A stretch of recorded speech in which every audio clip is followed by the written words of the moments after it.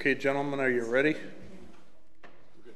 Okay, we're gonna call to order the Special Council Public Works meeting, and I'm gonna yield to the Public Works Commission.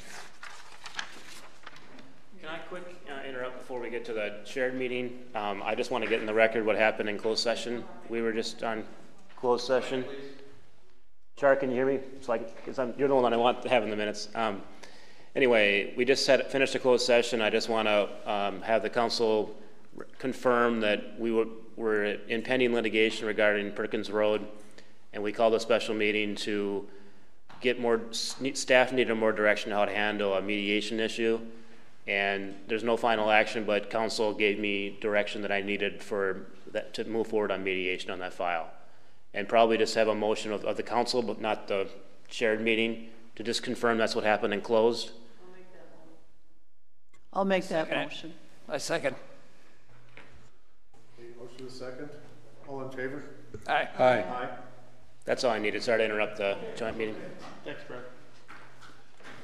Okay, we'll call the Public Works Commission meeting to order. Mr. Chairman, if I may, I don't know if everybody's aware that Dale passed away. He went very quickly. It's almost been 2 weeks ago, but he has passed away. There was no service. His wife, he didn't want anything, so I just want everybody to be aware of that. That's tough to hear. Well, our first item on the agenda then is to approve the minutes from our June 7th meeting. So moved. Motion to approve. I'll second. Motion and a second to approve the minutes from last meeting. All in favor say aye. Aye. Aye. Motion carries. Next item is proposed road right-of-way vacation applications. There's two different applications here where people want the city to vacate a right-of-way that runs to the lake. And first one is 12204 Manhattan Point Boulevard. Mike and Lisa Roca. Is there anyone here for those cases at all? Or that case? Well, we want to hear it because we live in that area. Okay. He isn't here. He came out that Park and Rec.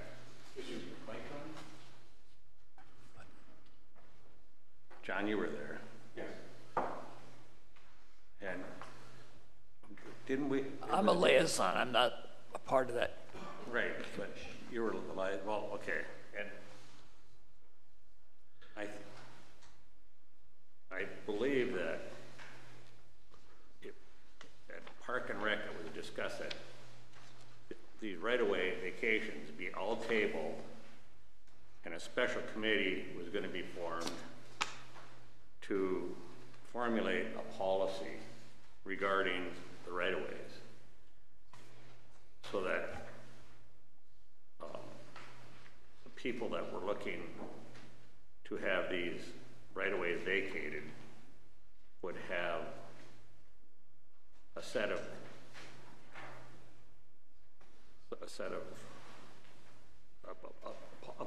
a policy or something that they needed to comply with before any of these would be considered. Mick, the only thing I want to caution, I was at that meeting, and I believe that both legal and the surveying representatives from the other people, because these applications were in, kind of discouraged you from tabling them. Is that not true? Do we have any? John, can you kick into that a little bit? What happened there? I don't recall. I don't believe that either the Parks Commission or this commission has the ability to table anything because they're not making a decision. All they're doing is giving their recommendation forward to the council. Once it gets to the council, you guys are going to hold a public hearing and you're going to talk about this.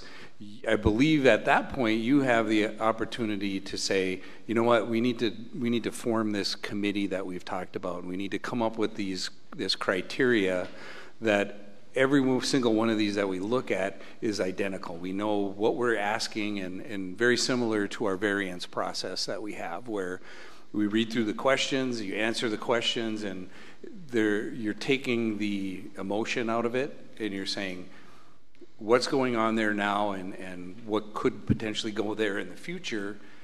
So I don't think that you guys could table it here. I don't think that the Park Commission could table it. You're making a recommendation to the council. Now you can recommend to the council that they table it and they hold on to it till you create this committee and you come up with this criteria. I think that's advisable. But I don't think you have the ability to just say we're not going to, we want to come back later. And because really tabling is, the process is for the applicants to bring you more information, for you to take in more information so you can make a better decision. So I don't know, does that sound like what we talked about? Well, it kind of does, but it definitely sounded to me like these two applications were applied for. Yes. So they should go into the terms that they applied for them in. And to me, the recommendations coming forward where we said if nobody is using these and they're not in the public interest, we would vacate them. I think that's what started all this. So were any residents at the Park and Rec Commission meeting? Yes. Did they speak at all about this at all? We tabled it so that one gentleman was there to address the Park and Rec. He never had an opportunity to speak because it was tabled then?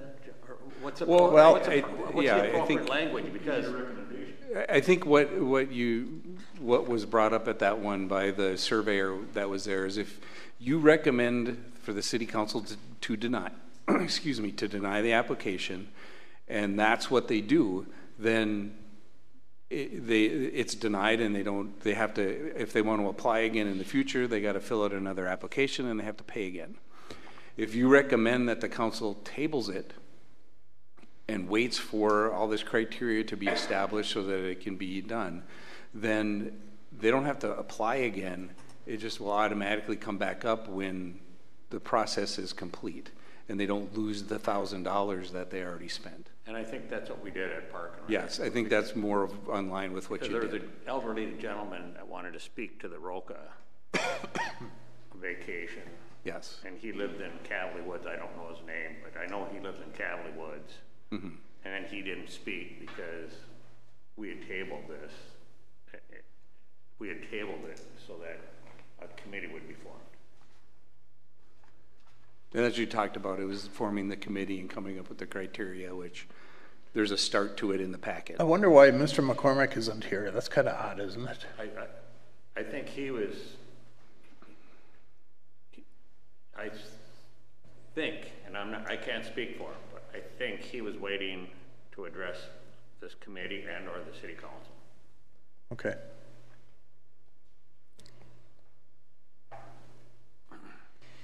So I think you could say, you want to recommend to the council, approve, deny, that they sit on it and wait until they establish this committee and come up with the criteria. You can make that kind of motion at this level, but I don't think you really have the ability to table this because you're just making a recommendation. Don't you think they should have a little discussion about them, though, John? They certainly can have all the discussion you want, but I'm just saying you need to decide. Are you going to recommend for approval? Are you going to recommend for denying? Or are you going to recommend that the council table this and come up with this criteria and this group to figure out how to do this and to be consistent? Because that's the key, is you have to be consistent in your application of how you make a determination at every level. Yeah, I kind of think that we're kind of getting, I guess I'll go ahead and say it, set up here, the way that we respond to it. I would have some discussion on both of these based on what we did the last time. Public neighbors, public use is a big one of them. See if there's any of that going on. then make a recommendation. I don't know, John, you want to explain the first case here, the Roca case? A little bit. It looks like they want to vacate this, was it 20-foot roadway that runs between two of their lots that they own. They own a lot on each side of it. Yeah, so just so everybody knows, I do know a lot of these things because we take the application, but right now the process doesn't involve planning and zoning that much. So what they're asking for, they currently have an existing 20-foot right-of-way that runs in between the two parcels that they own. Their driveway is partially on that right-of-way. And they're asking to have it vacated so that they can have one contiguous lot, and then they can pave their driveway. And that's really, I believe, is the big push, is they want to be able to pave this, and so they're asking for it to be vacated. We didn't hear any testimony on this one at the Parks Commission because we kind of decided to just say, well, push these off for a later date. But I do know that there was one individual there that he said he's used this and he uses it and he has used it for years. So. Did you put public notification out before that to the neighbors, adjoining property owners? I don't know. There wasn't a lot of notice before the Park and Rec. Oh, okay. Did you folks have anything to comment on this at all? Pardon? You want to comment on this proposal here at all? Other than giving them an extra 20 feet, which... They should come up and speak into the microphone because it's being recorded. We just need it for the record so we know who we're talking to. Thank you. Giving them an extra 20. I'm sorry, I'm Lori Honig. Lori Honig. We live on Shadywood Street, which is the end of that, is right next to that parcel. When they bought the lot next to them, they knew there was an access there, so they knew from the very beginning that it was there. It doesn't seem fair that they get an extra 20 feet of lakeshore and you get your $1,000 application and a little bit more tax money. I don't know, that just doesn't seem fair. When did they buy the lot next to them? It was after Ruth died, so with It was actually, if I might interject, please. Yeah, go ahead. Fortunately or unfortunately, these people are my neighbor. Ruth sold the Rocas that property probably, I think, about 5 years before she passed away. And then Ruth was paying rent to the Rocas because the family had decided that they didn't want to pay the taxes or something. I don't know, but Ruth and I'd go over and help her, and Ruth is the one who told me this. And so, but you're right. It was Right. It was, but when they moved in, they knew the. You are absolutely. They knew the access was there. The right of way was there. Oh yeah. You are absolutely right. Oh yeah, and it just doesn't seem right to be giving people extra lakeshore for sure, and something that others in the area, when we bought the property, knew that was deeded access to us. That's probably all we have to say.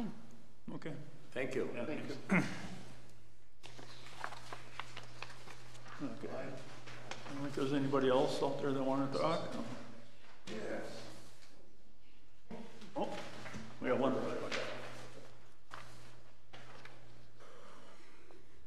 Last name is the same, first name is John.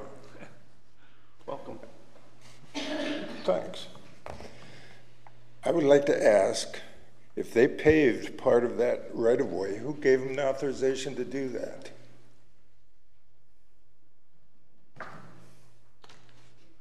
That's property they didn't own. Who gave them the right to do that? Well, they're supposed to ask permission. Did they? It is not. I know. They're supposed to ask permission of the council, and it's supposed to be a use agreement on that property. Okay. My big concern with this, with any of these evacuations or abandonments or whatever you're going to do, is that they'll never be available to the people who live on the interior, which is the way that plot was set up. all the way around it. Okay? If you give them that property, no one else will ever be able to use it. And that's not the intention of the way it was set up. And that's what I have to say. I don't disagree with you. If I can comment to that, though, unfortunately, the way the rules are, nobody can ever use it regardless if it stays there or not. Well, when my kids lived there, we used that particular one to get to big trout with our canoe. but what I'm saying is now the current rules say that you can't, is that not true, John? You can't go up and down the hill because you're gonna create erosion? So you deny everybody because nobody's using it now? Yeah, I mean, I'm just saying that. That's I think correct. You're that, correct. You know, I don't agree with it or disagree with it, but that is just the way it is now, is that they're there and they really technically cannot be used. And I agree with you that they were designated for that, but the way the rules are now, they cannot be used. What rules? The bluff rules. You're not supposed to be going up and down the bluffs unless there's a stairway there. You can't do any dirt moving. You can't do any improvements within that bluff impact zone, which is 30 feet from the top of the bluff to 30 feet to the bottom of the bluff. How long has that been in effect? Since 1998, the state of Minnesota put the bluff rules in effect. Minnesota. That's my point, you know, is what the designation. So even if there's a switchback trail, that rule still applies? You need to address the chair. If there's an existing trail there, yes, it can be used. I don't see an existing trail on this. Well, it was there when we used it. Yeah. And that's been since '93. Are all of them that way? Are all of the accesses that way? We don't know the answer to that. That's why after we're done talking about these two, we're going to talk about what, as staff, we feel needs to be done so we can determine where these are, because we don't know where they're at. We don't know the left and right boundary of each one. We don't know what improvements are on them because we don't know exactly where they're at. Shouldn't we do that before we start vacating? That is the recommendation that staff has, yes. That's mine too. Thank you. Thank you. Thank you, sir. And that brings up an interesting question for me. If we're going to give these properties away, who are we going to give them? The state law requires that they be given equally to either property owner on either side. So if there's a 20-foot strip down the middle and they want to vacate it, whoever's on the left side gets 10 and whoever's on the right side gets 10. Okay. Unless one of them doesn't want it, then the other one can get the whole thing. That's correct. If they want to adjust it accordingly, they can do that.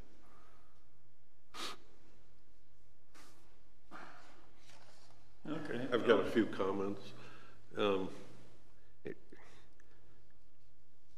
think the floodgates have been opened before the city just said we are not going to vacate these, and then Brad or somebody brought it to the council's attention that you have to at least have a process that they can apply to have them vacated. And once we started that, now all of a sudden all these vacations are starting to roll in. One thing I hope, even if staff puts together a committee of whatever, I hope they consider just the benefit of green space. Whether you can go up and down the bluff, I don't care. You know, if they're 20 feet or 33 feet, if they're wild, they're green space, and I think that's, you know, like Honig said, they knew when they bought the other parcel, that there was a right-of-way in between them, and you know, now we're giving away 20 feet of whitefish shoreline. I guess I hope we really come up with, if we're going to come up with criteria, I hope it's really strict criteria, because I'm going to keep harping on the need for green space. All these older cabins get torn down and a mega mansion goes up and the trees are coming down, and you know, they may only be 20 feet here and there, but I think that green space is a benefit to the whole community. The other thing I'll bring up, and Ted, you'll remember this, we vacated part of Edgewood years ago, and then when the sewer system came in, we ended up buying it back so we could put a lift station and the stuff in there. So you don't know what's gonna, some of these, maybe you're gonna end up with a detention basin or something for drainage at some point. For them to say, well, there's no public use and, we own it on both sides, that's not a reason to me. And I go back to the green space and the fact that you just don't know what they might be used for in the future. And like Mr. Honig said, once they're gone, they're gone. There isn't that much, wooded area left on the chain. That's my 2 cents. And I agree with everything Tom said, and my opinion changed. I'll be the first to admit my opinion changed in the last couple of years after Dale Melberg spoke with me. And basically, he been against, Dale had his opinions about vacating these right-of-ways, and he approached me, and it was a very credible argument on not vacating them, because I was always I had a different point of view until I respected his opinion, and one thing that sticks in my mind is that does 100% of the Whitefish chain have to be developed? And that's where we're heading. 100%, every foot of the Whitefish chain has to be developed, apparently, according to, and I will speak again, and I'll go with what Tom just said, is that the one thing these 60-foot lots do is that people have to stay within the regulations of the lot, and there's not going to be another McMansion built. And I think, versus a 120-foot or 140-foot lot, where all of a sudden there's going to be another mega mansion up. These 60-foot lots at least stop at least, where you have you can build a beautiful home on a 60-foot lot, but, it's going to be more adaptable to the Whitefish chain, I think. So that's my opinion.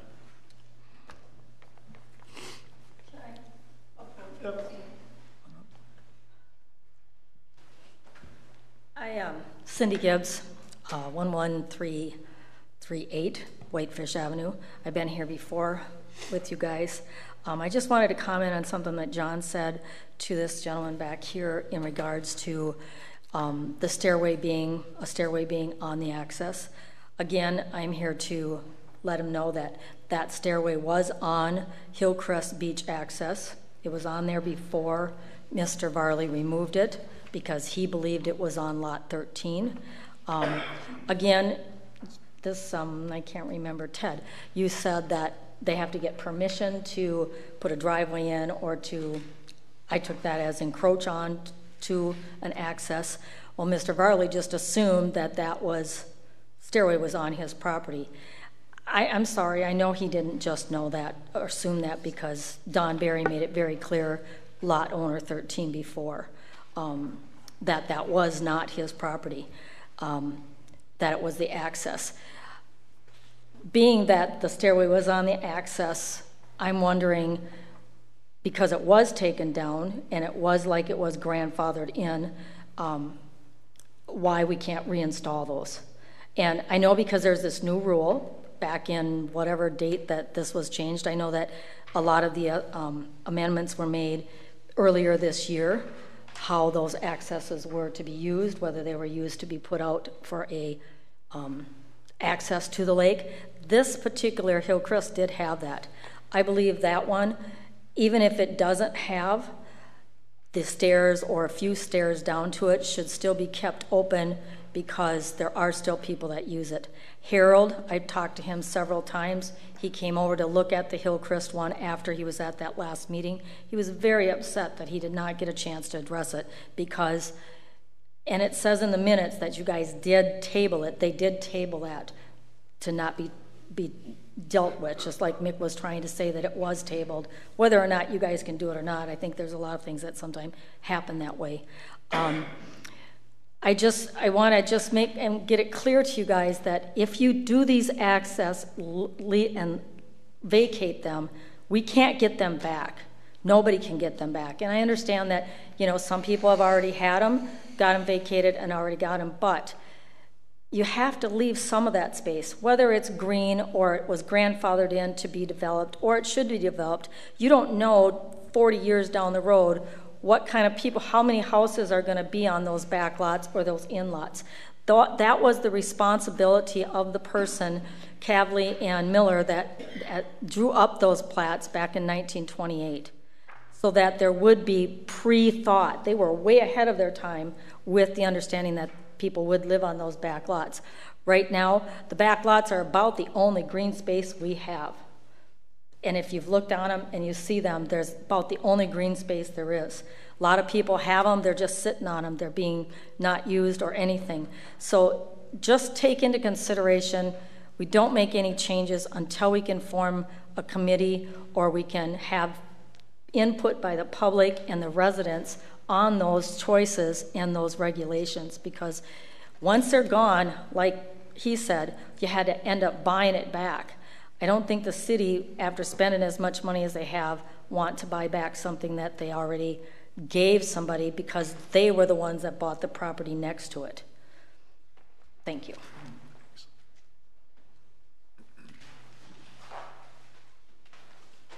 Evening, everyone. Chris Stanton.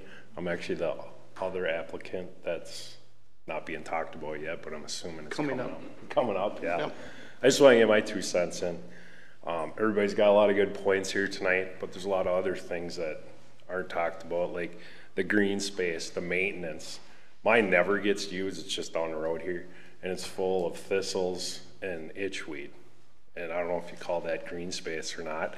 I used to kind of maintain it, and then I was told not to touch it, so I haven't touched it, but it's full of thistles, and they're all heading out right now, and it looks like crap.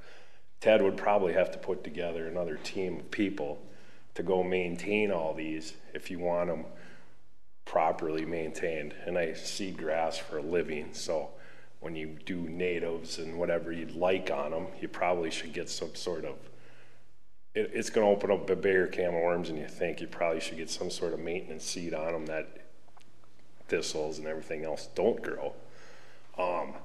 Mine has a hill at the end, so you really can't even get on the lake. There's a tree that fell over and it's in the water. And there's no parking.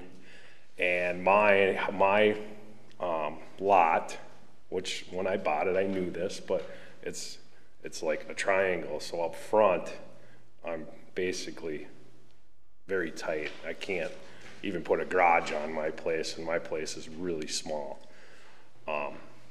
In my opinion, there's lots of things to look at here. I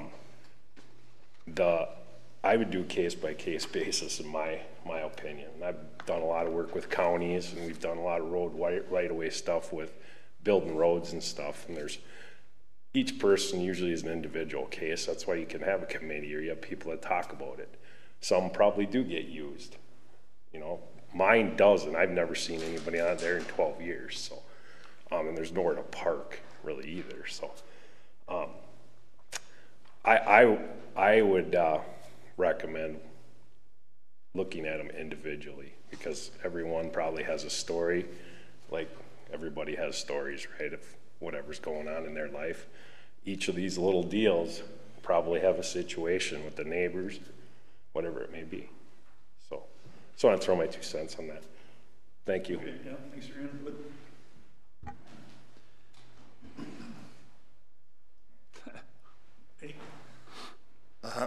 Mike Reardon, 14089 Norway Trail, and Chris's neighbor.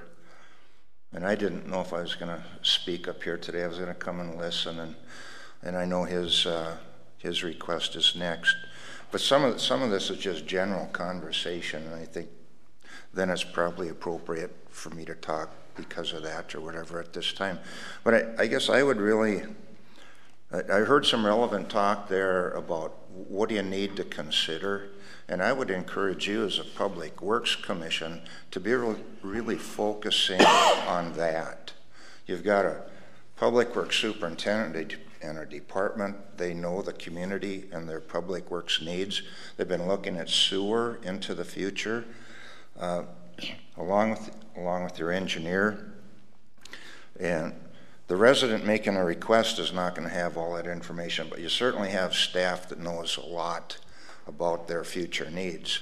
And I would encourage you to look in you're the Public Works Commission, to be really focusing on that area. I mean, you can have discussion on everything, but you got a Park and Rec Commission, you have a Planning Commission. They can be looking at those other topics along with the council, considering all the green space and all the other environmental stuff. So as you can get lost in these discussions and go around in a circle and find lots of reasons not to do anything. And I don't think that's a good situation for any governing body to be in. The world is changing. You kind of need to adapt and go along with that. And so any criteria you come up with or any conditions you're looking at in the future, I would have a lot of your staff input, but really focus in your areas. I think that's your charge. If you don't do it, the other commissions aren't going to do it. And as I look at that area down there, one of the big questions I would ask is, you've got a lot of these in the whole community, and the comment was, well, you know, there's all this foresight and don't change this because that's maybe the way it was supposed to be. You got to ask that question, why was this ever set up? And on every one of these, they're not all set up as public accesses. The one by Chris's was set up, there was an island out there, and that was going to be a road out to an island in future development. It was road access, and that's all it was. Nothing else in the neighborhood is set up to support a public access there. So if all of a sudden you change that need, what are the traffic implications? What are the parking implications? What are the drainage implications? And all of a sudden you've changed something. And to me, that's a public works piece. You're looking at the infrastructure piece of it. And you really need to delve into that deeply. And you've got staff that can help you with that. You shouldn't even have to guess at that. And it shouldn't be the resident having to give you that information. They don't know all that. But I would encourage you to look at these things that way and really ask some tough questions. Get away from the emotional stuff. The tough question: why was it there? What's the benefit? The future benefit, particularly public works. Is there one or not? And there may not be. And I don't think you can look 50 or 100 years into the future. I mean, as I've sat and I've thought about this community, other communities, and a lot of times a developer can come in and buy up a whole big area and completely redo the whole thing. And then you can have you could design a public access and things in, so things can change. And I don't think you can just leave everything the way it was 50 years ago and look ahead in 50 years from now, that's the way it's going to be. The world doesn't work that way. Anyway, thank you. Thanks. You know, one thing I want to add to your concern about the green space, well said, well put. We should do it, but John, I believe at the last meeting you mentioned that you can do a conservation set aside, so if you were to give these up, you could do it so you can't improve them? Correct. You could say in a recommendation to the council, if you recommend for one of these to be vacated, you can say that you would like to establish or have them establish a conservation easement that means they can't develop any part of that land ever in the future. It's theirs, they get to pay taxes on it, but they can't develop it. That keeps your green space. Or develop the shoreland district or any part of or whatever, but I mean you could. before, Dave, you took and said that, you know, people aren't using some of these green spaces and they're just abandoned. He was just saying that there's thistles on them and stuff like that. Is that because nobody wants to use them, or nobody knows that there's a right-of-way there? Well, I think some of them are difficult to use because of a hill or something. You know, they're not easy to use. They probably would if they were, if people knew that they were a right-of-way. Yeah, well, I can't answer that. Maybe. You know, I'm just saying there that, and I mean, you take and drive around this area right now, and for the most part, you don't even know there's a lake there. All you know is a bunch of cabins. And I think that the people that are off the lake would kind of like to see the lakes too. You know, and that's why they developed these right-of-ways, so people could take and get there, but if they don't know that they're even there, it doesn't make any sense to me. Yeah. You can see that around a map, if you have a map of the area. How many people even if you have a map, where is it? You really can't walk down the street and say, oh, it's right here. What initiated all this was the burden it is on the city and the staff and the encroachments and policing and, you know, all that. That's what kind of got this thing started. If we're not going to use them, let's get rid of them. I mean, that's at least where my mentality was with it. And it still is kind of there, but now it's trying to decide where can we use them or not. So. And we're dealing with these every week. Last week I got chewed out because somebody had something on a right-of-way that goes to one of these accesses. Well, he can, on the road right-of-way, he can park to the side of the road and then walk down this access. I can't, there's nothing in the ordinance that says it, that he can't do that. But this person was just highly upset and wants to come and talk to the council. And I said, I don't even know where the right-of-way is. I said, until it's surveyed, I don't know. He says, there's a pin right there. I said, I couldn't find anything. I went out there with one of our metal detectors. I couldn't find it. So I don't even have any reference where to go to. That's what initiated the conversation, is let's get rid of some of the problems. Let's, you know, narrow them down anyway, but it's going to be difficult. Yes, it will.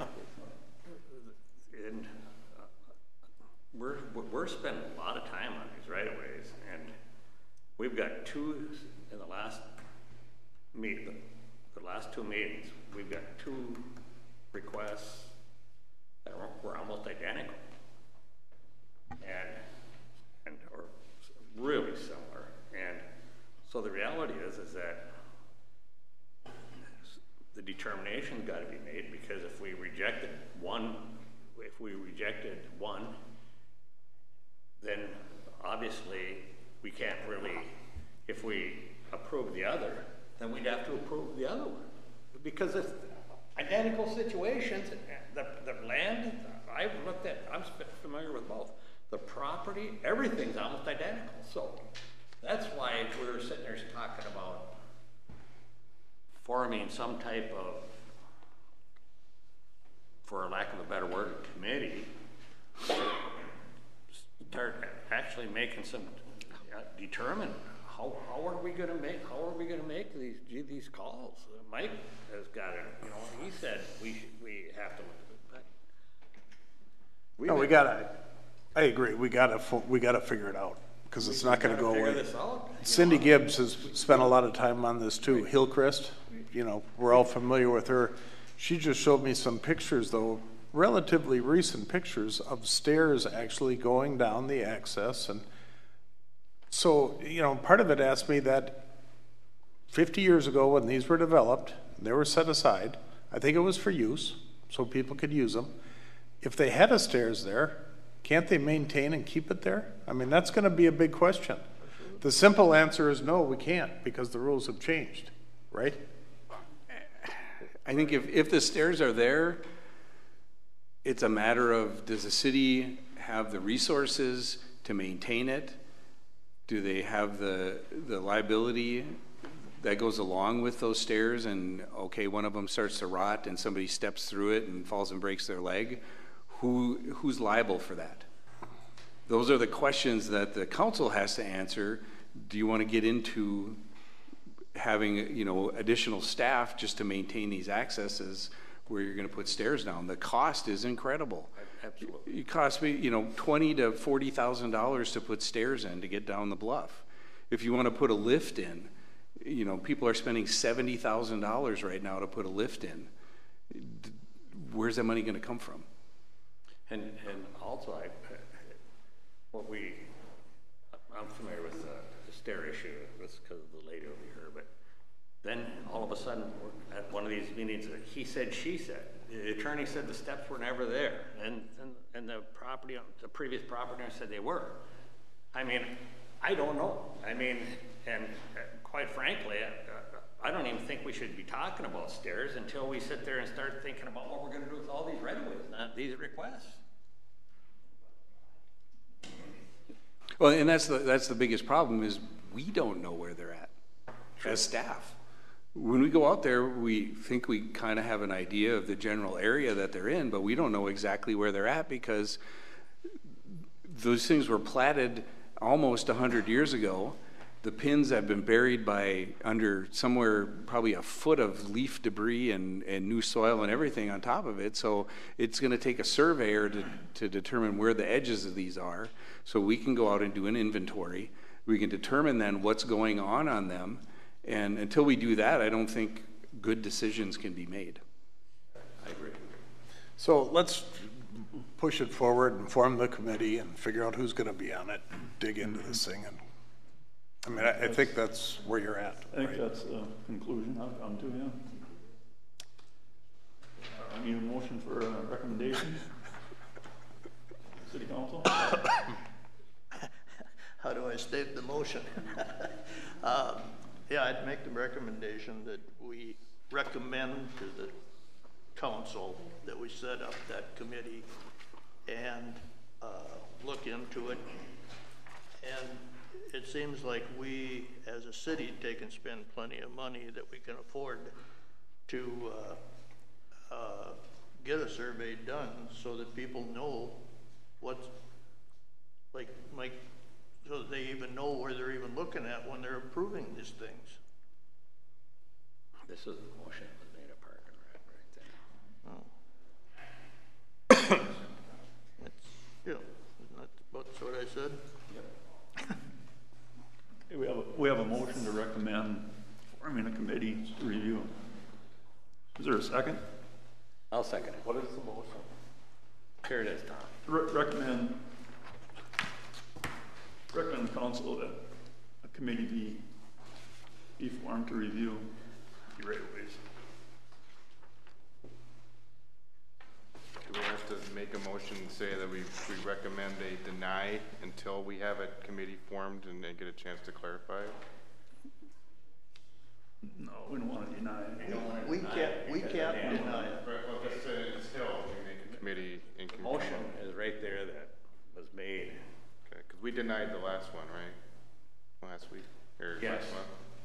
We recommended that we don't deny it, we make a recommendation. Right. And then they withdrew it, I think. Yeah. I think our recommendation was to deny it, and then they withdrew the application. That's correct. Yes, sir. Yeah, last month.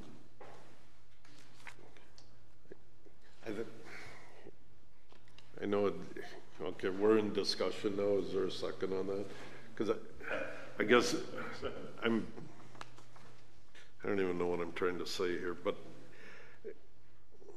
I think there were some good comments made that we need to look at how they can be used by Public Works. And because I lived off lake, I have a soft spot for the off lake lots that want to get to the lake shore. But I still go back to the green space. I think each one of these needs to be looked at individually.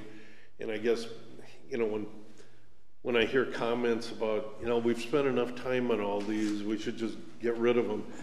No, that's what the city government is here for. If you have to take an application for all 59 of these things and go find them, and they'll have to submit the survey and that. That's what the city government is here for. You know, just because it's a lot of work and they keep coming in month after month, I don't think we throw our hands up and just say, okay, well, let's just get rid of them. You know, if it's gonna take some work by the city commissions and the staff, so be it. I agree with Tom, and the idea that they pay for the survey, not the city. Yeah. And So you'll they find know the where pins. those. You gotta know they know where those pins are on their property. So. If they're asking for it to be vacated, they know where it's at. Or else they've got to turn in a survey with their application. So at that point, the city knows where they're at. But we still have to have criteria to be able to handle that when it comes in. How are we gonna, I mean, are you saying make it possible to vacate and therefore they'd have it surveyed and bring it forward, or are you saying just none? No, I think, you can come up with some criteria for them, but these ones where they buy on both sides of the road and because part of their driveway is already encroaching, to me, that's no reason to vacate it. And if there's thistles on one, I don't think the city has to go in there and brush it out because there's thistles in a right-of-way. We don't do that. The state and federal government doesn't eradicate thistles in their forests. If we have wooded areas as green space, they're wooded areas. Unless we start developing them where we're putting a path and we're putting stairs in, then I agree. We're accepting some liability and we need to know how it's being maintained. But to just have these wooded areas, I don't buy the argument that we're going to have to hire more staff to maintain all these right-of-ways. They're just wooded areas. And if they have poison ivy and thistles, well, then I guess only the deer and the squirrels will be in there and the people will stay out, but it's still green space. And I just keep going back to the little cabins getting torn down and the mega mansions going up. And pretty soon it's going to be nothing but, pole barns and mega mansions pretty soon.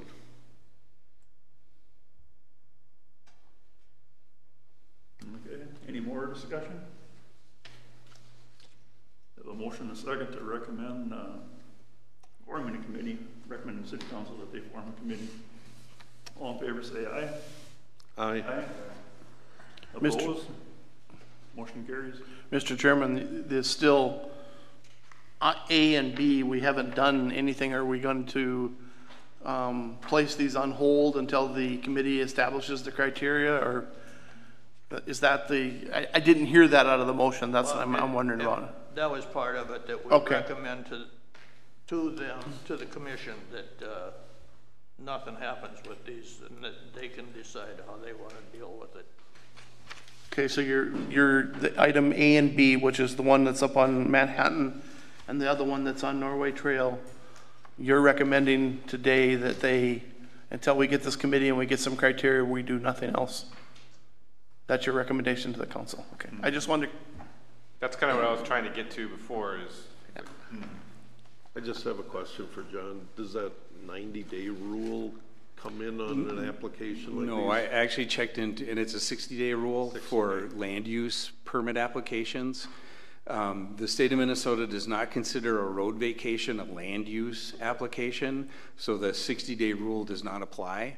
So these, if you take 2 years to make a decision, that's up to the council. There is no requirement to abide by that 60-day rule.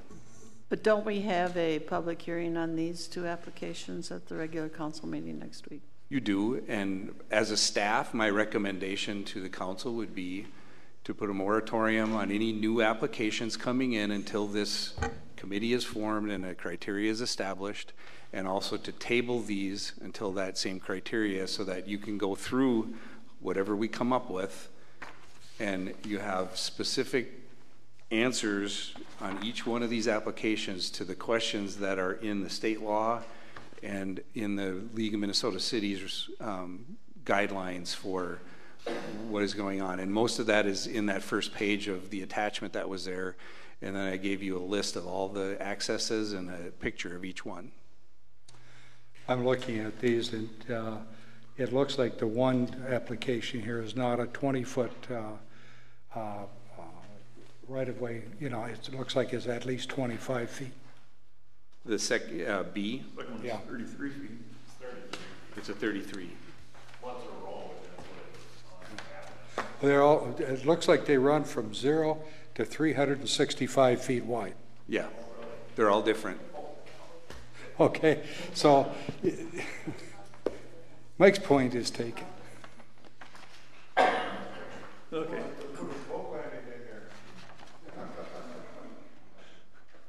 So, and there is a boat landing over on Robert Streets in one of these accesses. And that's probably one that's about 60 feet wide. I think it's more than that, yeah. Yeah. Yeah, it's more than that. Well, what they're using and what is the right-of-way is different. Yeah. And just for the record, we did take testimony on the second one on the agenda, so I think we're done with that. Motion is the same for both and any in the future. Okay, next item on the agenda, item number 5 here is email from Donna Lean on Brook Street regarding hookup to municipal sewer. That was a job that we did a year ago right out front. We put sewer down the road, and I think we assessed one property at the very end there that's on the lake. What it is, it's this property is, and it's in her letter, is in joint ownership between her and a couple of the members of her family. The other members of the family did not convey to her that this was happening, and they were not aware of it. And if she would have been aware that this was going on, she would have came in like the other residents did, where we didn't provide that hookup for them when we did the project. Now it's a hardship for her to hook up to this, so she's asking in her letter basically to not be forced to. She'll keep paying her assessment, $1,000 a year for the next 9 years. But as far as the sewer and the being forced to hook up, she just doesn't have the ability to do that right now. So the 50. So, did I read this right? The stub was put in the wrong spot? I don't know how, but their sewer system is on the right side of the driveway. The stub was put on the left side.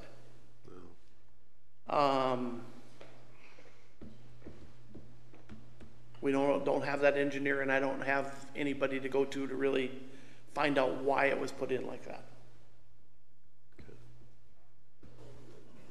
It would have, the way they did it, it would have made more sense to have it on the other side. Wouldn't have had to tear the driveway up.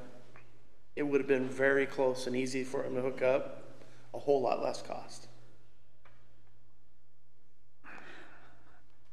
So she's asking for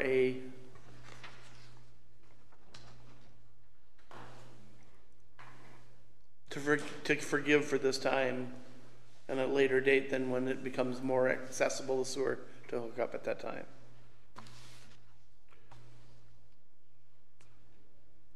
I was thinking one thing that we're going to talk about in a little bit here is the 10-year rule type of thing, where you have 10 years if you have a new system or a renovation of a system. Give them 10 years to at least get them paying for the septic that they put in. Can I just talk about that exactly? She said that hers is a brand new system. Mm-hmm. The certificate of installation is dated 2012. So next year would be the 10-year. Thank you, sir. Yes. We all have a different definition of minutes. Is the city liable for this mistake? Well, I mean, it sounds to me like there's a major snafu here somewhere. I was told that we have certified copies that all the paperwork is sent to them. We have all that. It's in the vault back here. It shows all the information was sent to them, and somebody received it and signed for it. So The property is owned by multiple people. yeah, it's 3. So one set got it, one set supposedly approved the location of that stub. Yep. And the other people supposedly never knew about it, so. That's what I was trying to say, but not saying, is the location of the sewer supposedly was approved by a member of the family. I can't prove that. I don't have any way to. That would be internal litigation if they have an issue with it. You know, I don't know. It sounds like I did something and then my mom wants to step in and override it years later, and It's sisters and brothers. So. Yeah, I'm super against that. So this sounds unfortunate for her. Yes.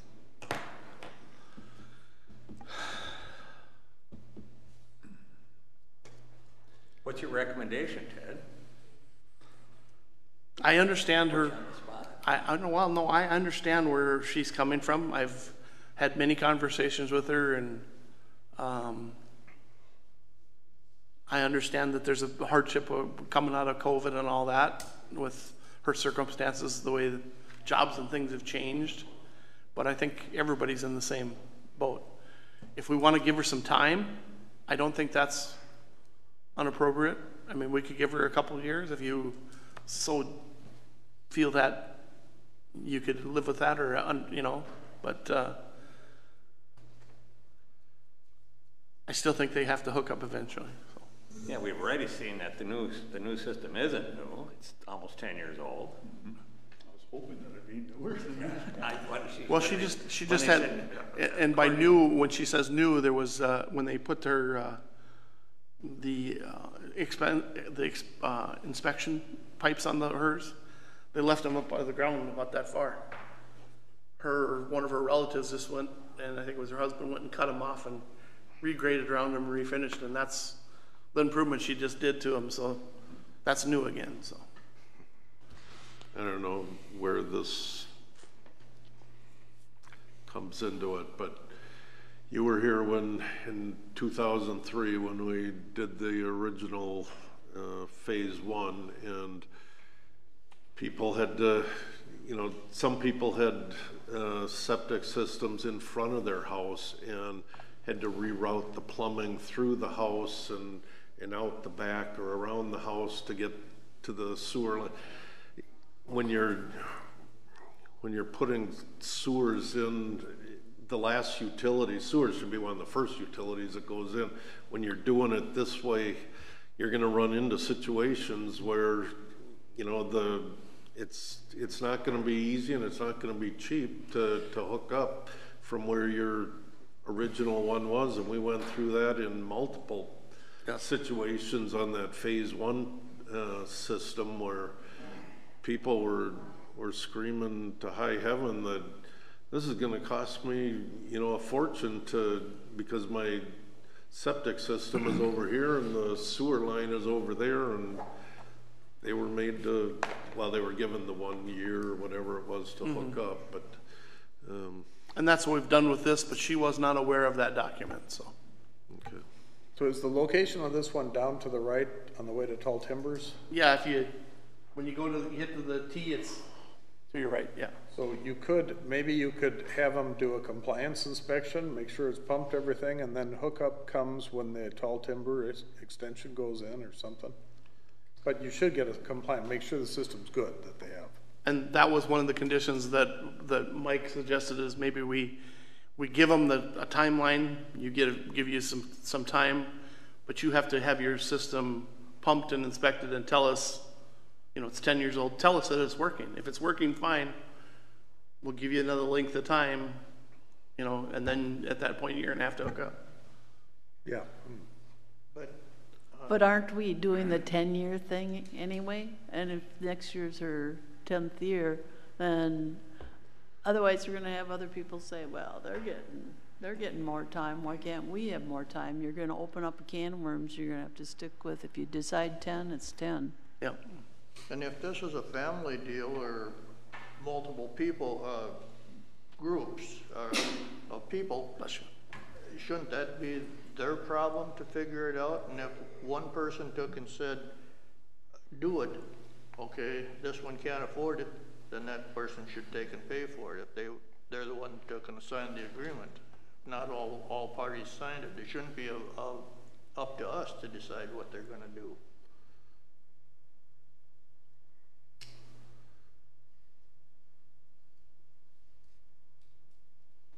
I guess it's unique that there's 3 different owners for one property. It's probably, whatever, 3 or 4, whatever. But it's all family, isn't it? It's family? Yeah. Yeah. I mean, that's not a... But it shouldn't be our responsibility to figure out if they took and signed the paper, then they should help the other one out.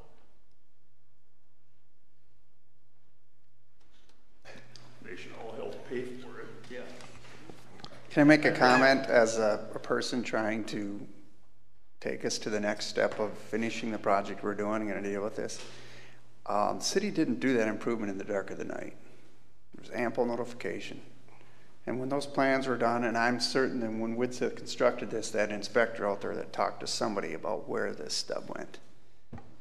So for the consistency going forward, if your rule's going to be 10 years, I'd like you to stick with 10 years on this. And I guess it's a financial hardship. I understand that. And that's why you respond to notices. That's why you see the construction going on in front of you and you show up and answer. I mean, I can't even think of what kind of chaos if you go forward with these next improvement next year, if you don't stick to your guns. That's my opinion. Also, if there's an age issue involved, I think they can get assistance, and I believe Brad Person can assist them with that. Okay. Any other comments? You want a motion? Please. Yeah, might as well. Okay. What else has got in here? I'll make a motion that based on the fact that their septic system is 10 years old now, Shar? 9 years old.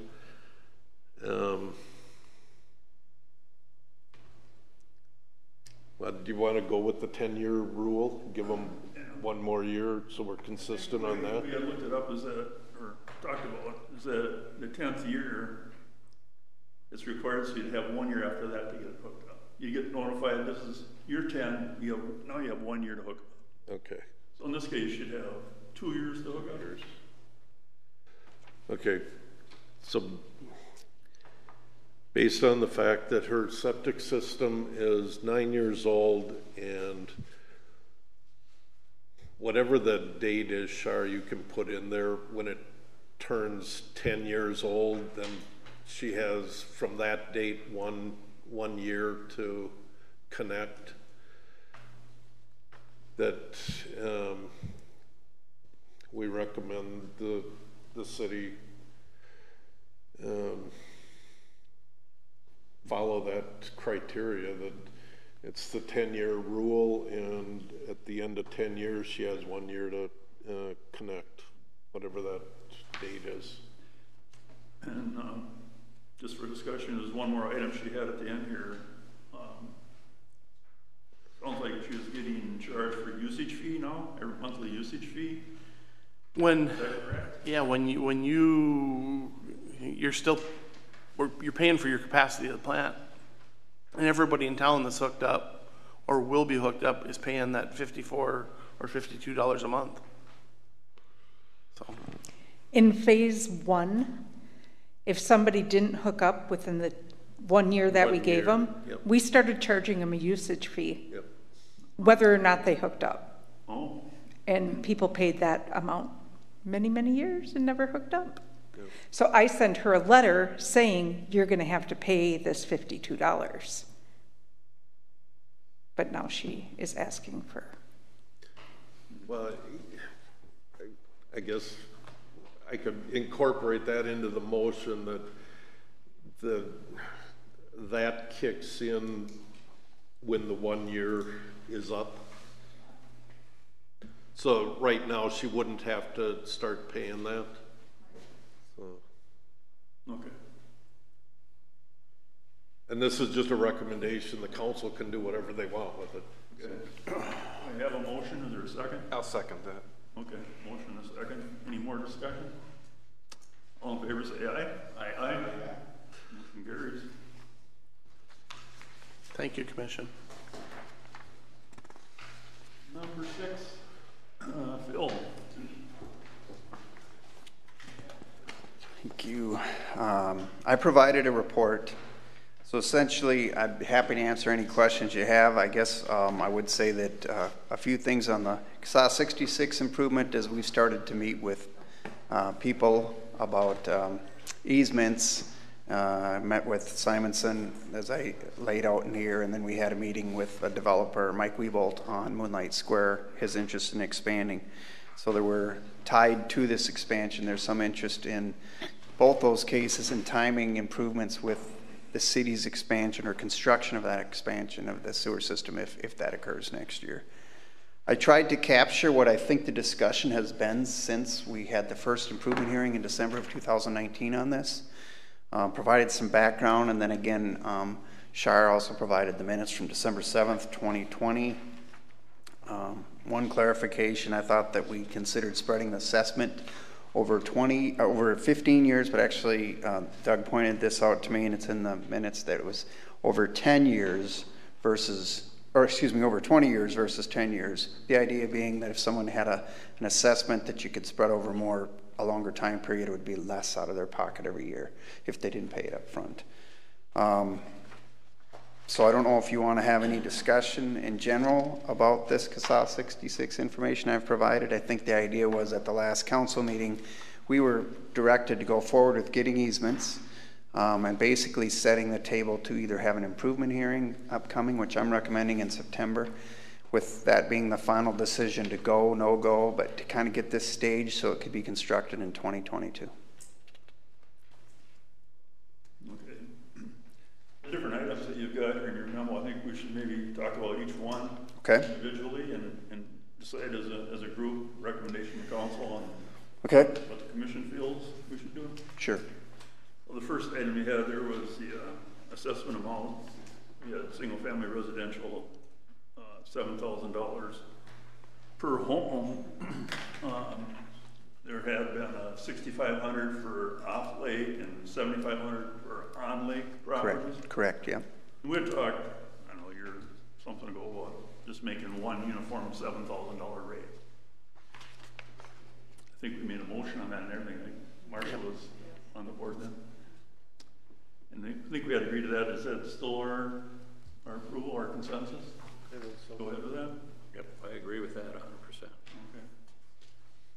And then the commercial uniform rate at 35 cents a square foot. Yep. I think that's where we last ended up, and I don't think we've changed anything on that. I think the biggest adjustment was we had 50 cents per square foot for Moonlight Bay Restaurant because the appraiser had said that that's a high water user, but then the comments and discussion was, well, what does that mean? I mean, it doesn't matter. They're a user, they're commercial, they're going to be paying a lot on stuff with their usage. So just bring it to a uniform 35 cents per square foot. And then the spread of the assessments, we talked about 20 years rather than 10. That's lessens the load on people. I mean, some people might pay it off immediately.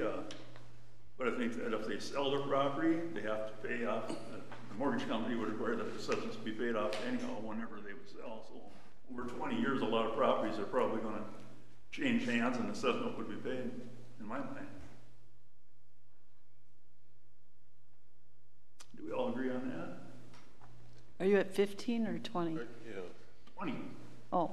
Because this is saying 15. Yeah, it's 15. I tried to clarify that. I put 15 in here, but the minutes actually reflect that they talked about 10-year and 20-year, not 15. So I think I would suggest 15 years.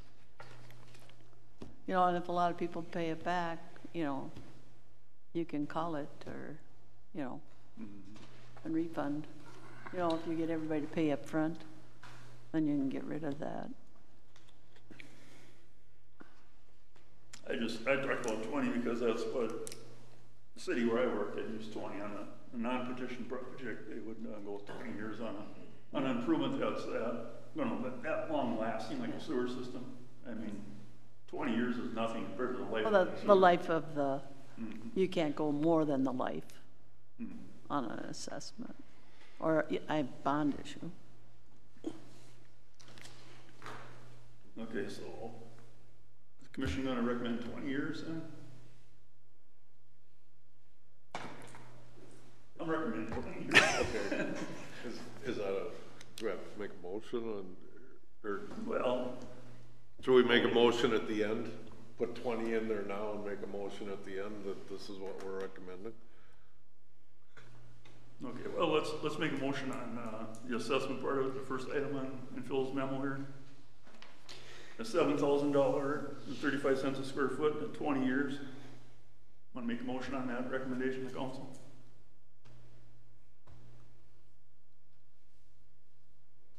I'll make the motion.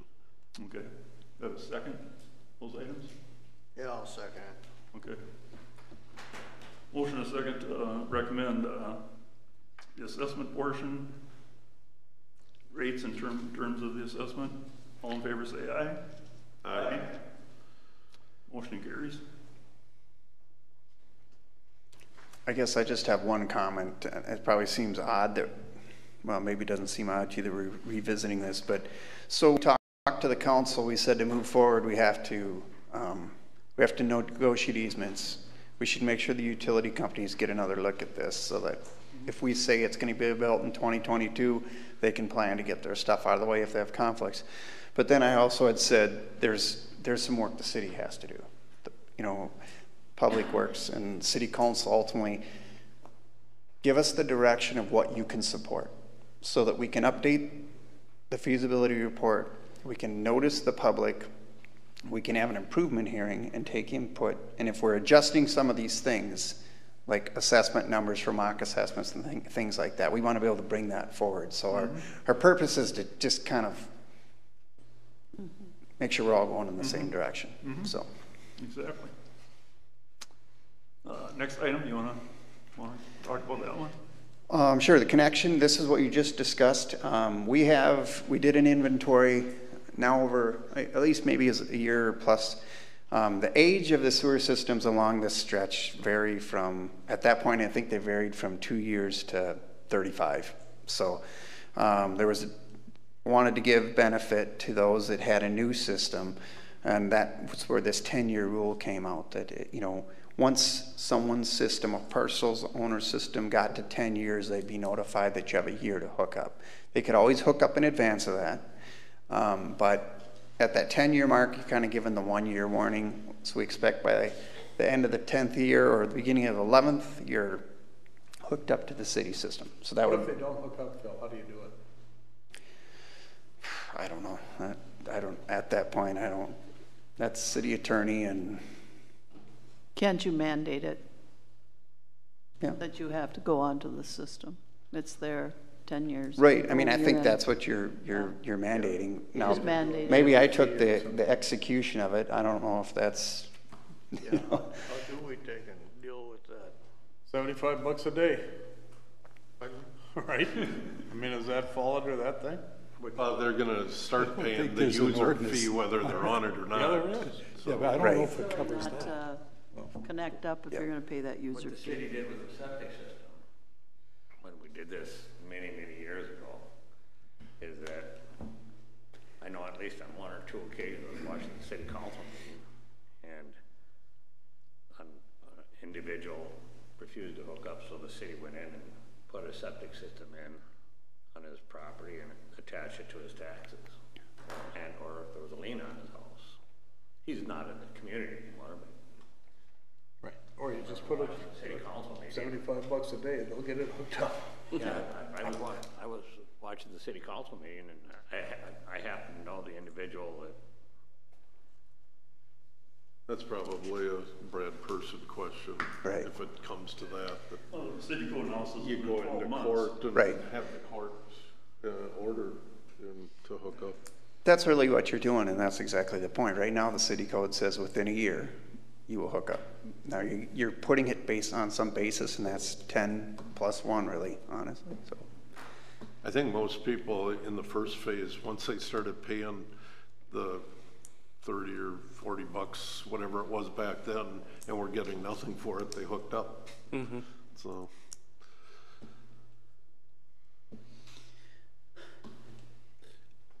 But we should talk about enforcement at some time with that, Phil, right? Yes, you should. I mean, you should have a plan for that. You should. Yes, we should. Ted, take off with that. The attorney should have a plan for that. Phil, do you want to contact the attorney? There may be something in you the want me sewer to? ordinance already for non-compliance. I think there's some little paragraph in there. Yeah. Sure. Yeah. What do you want, a motion to approve this? Yeah, that's right. Let's have a motion on that. I'll make a motion. Motion to recommend a 10-year plus 1 year type thing for connection on people that have a newer type, less than 10 years old septic system. I'll second it. Okay, motion a second for the connection issue. All in favor say aye. Aye. Aye. Motion carries. Large commercial parcels, this we had a lot of discussion on. I don't believe we came to a final. I think it's one of these situations where it's complicated by it's large parcels, it's commercially zoned, but it's residential or not church type use. So from one aspect of it, and we had John do kind of some mock plat, or John Colstead do some mock plat layout of what could be on these lots if they were residential.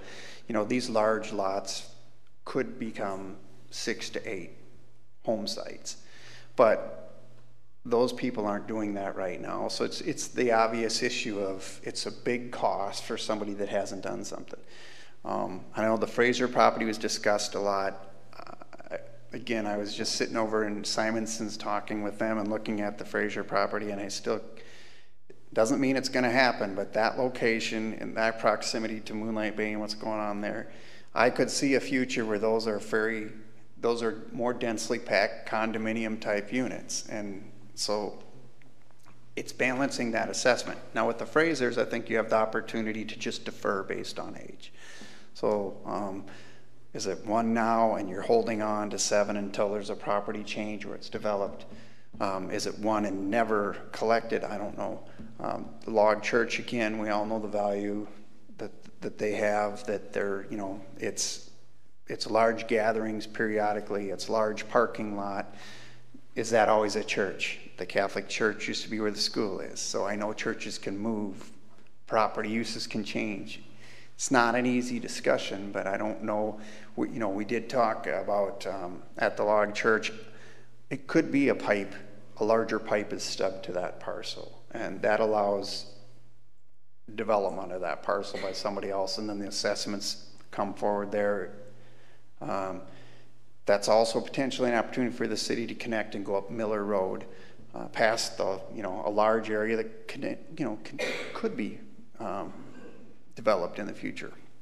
Up at Fraser's, that could be more of a force main type situation. It won't allow, the pipe won't be allowed to go very far because the ground drops off pretty dramatically from the road. So that's the one I think is probably the biggest uncertainty, is how the city wanted to handle essentially 2 parcels in this. And that's the log church and Fraser's. Ted, when they went to the apartment complexes on the old school property, didn't we charge each apartment complex beyond what they had already paid a fee? Yeah, each one has a connection. Yeah. So if it was 9 units or 10 units or whatever, yeah, that's what they.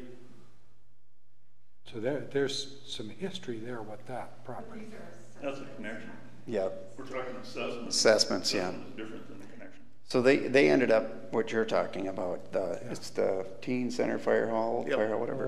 Yeah. I'm sorry. Yeah, we did the connection charges, but they would have only had the one initial assessment if there ever was. There was no assessment back then. Yeah.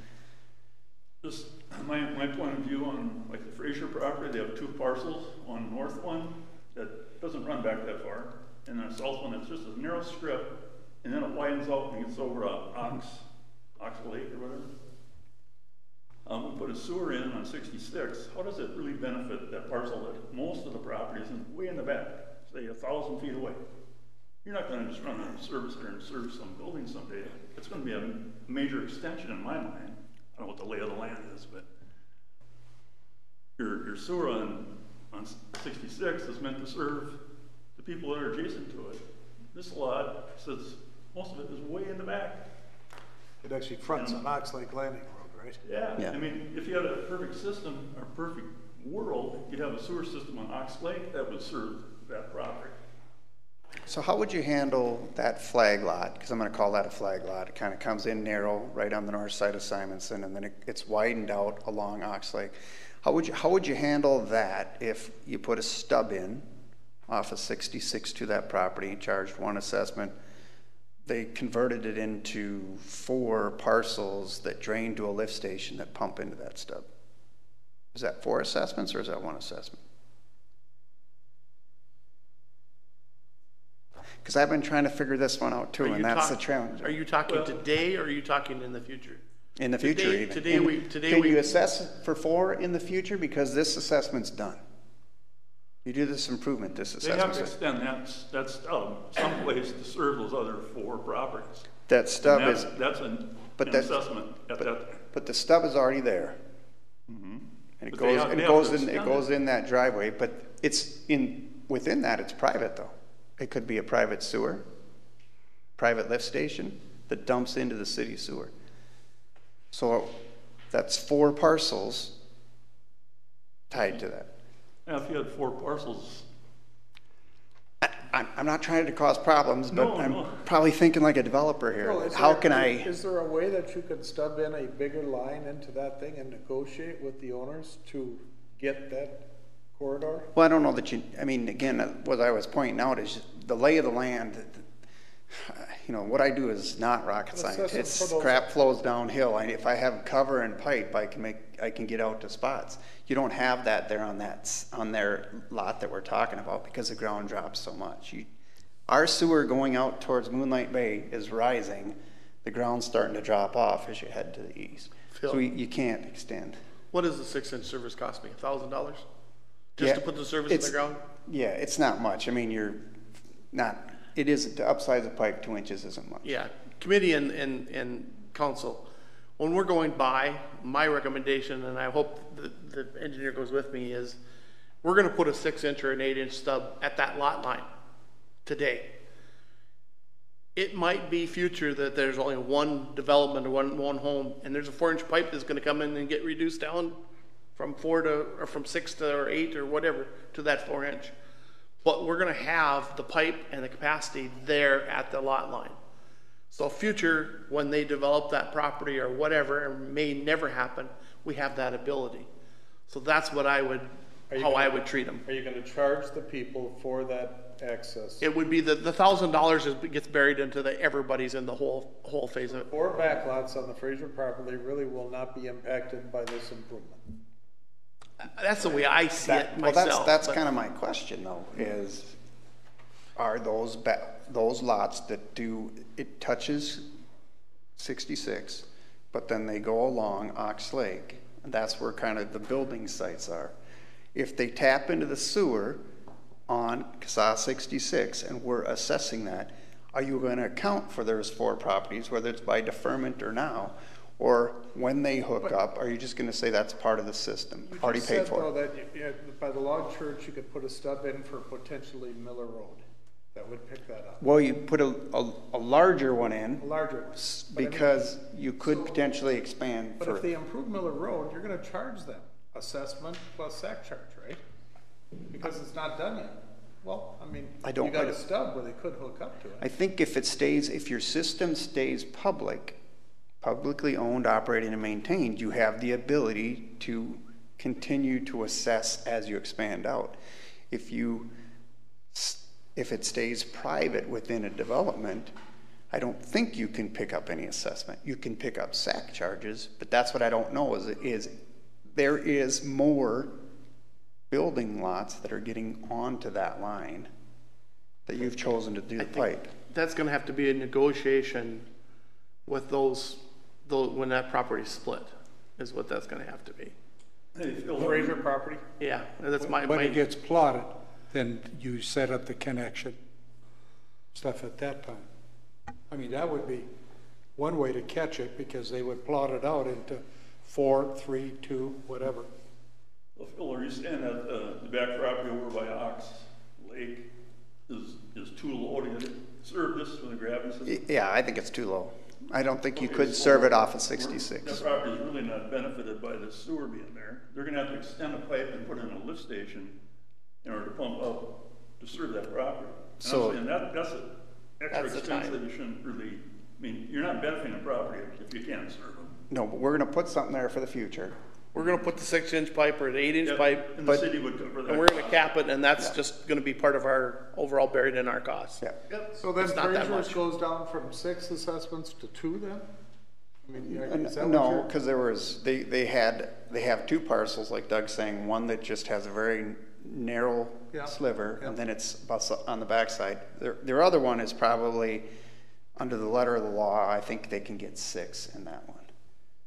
Not saying, I mean, and that might be a surveyor gets in there, and when you look at where the wetlands are, if there are, and stuff like that, and orientation, maybe you can only get 5. But the point is, I think what I've heard is you didn't want to assess them more than 1 because of their So how current can the use. city protect itself for the future in the event that Leo's gone, Dodo, whatever, that becomes open, and there's a hotel built there? If we assess them for 4 places now, that's not gonna cover the hotel. Well, but again, it's assessments based on the current zoning and the acreage. So under the current zoning of, well, that's the hard part. Under the current zoning of commercial and the best use, which is taking your zoning ordinance and doing it based on commercial, they can get more than 6 in there. But we were looking at helping them rezone to residential so that they had less. You know, they only had like 6. I wish we could come up with a mechanism to charge somebody for the use when the use is put into place and not charge We do, them to sewer connection, but that's to the treatment plant. Aren't we, aren't we thinking Fraser's are gonna fall into the deferred assessments anyway? That was what I was. So they're not gonna have to pay anything, but interest is gonna accumulate until it's done. Yeah. I mean, we're gonna charge them interest. Yeah. Right? That's what I'm saying. I don't think that southerly parcel that has just like 40 feet of frontage maybe. Yeah. I mean, you can't build nothing on 40 feet, right? Most of it is way in the back. Yeah. So we're really not serving that parcel. That parcel is there all alone, owned by one person. You're not benefiting that property for the future, just like we'd be a. No, I we get could that, run but line it's out still and serve this- a lot, rest of the city off of this Still line the too someday. potentially 6 lots that we could potentially serve. So it's still 6 charges.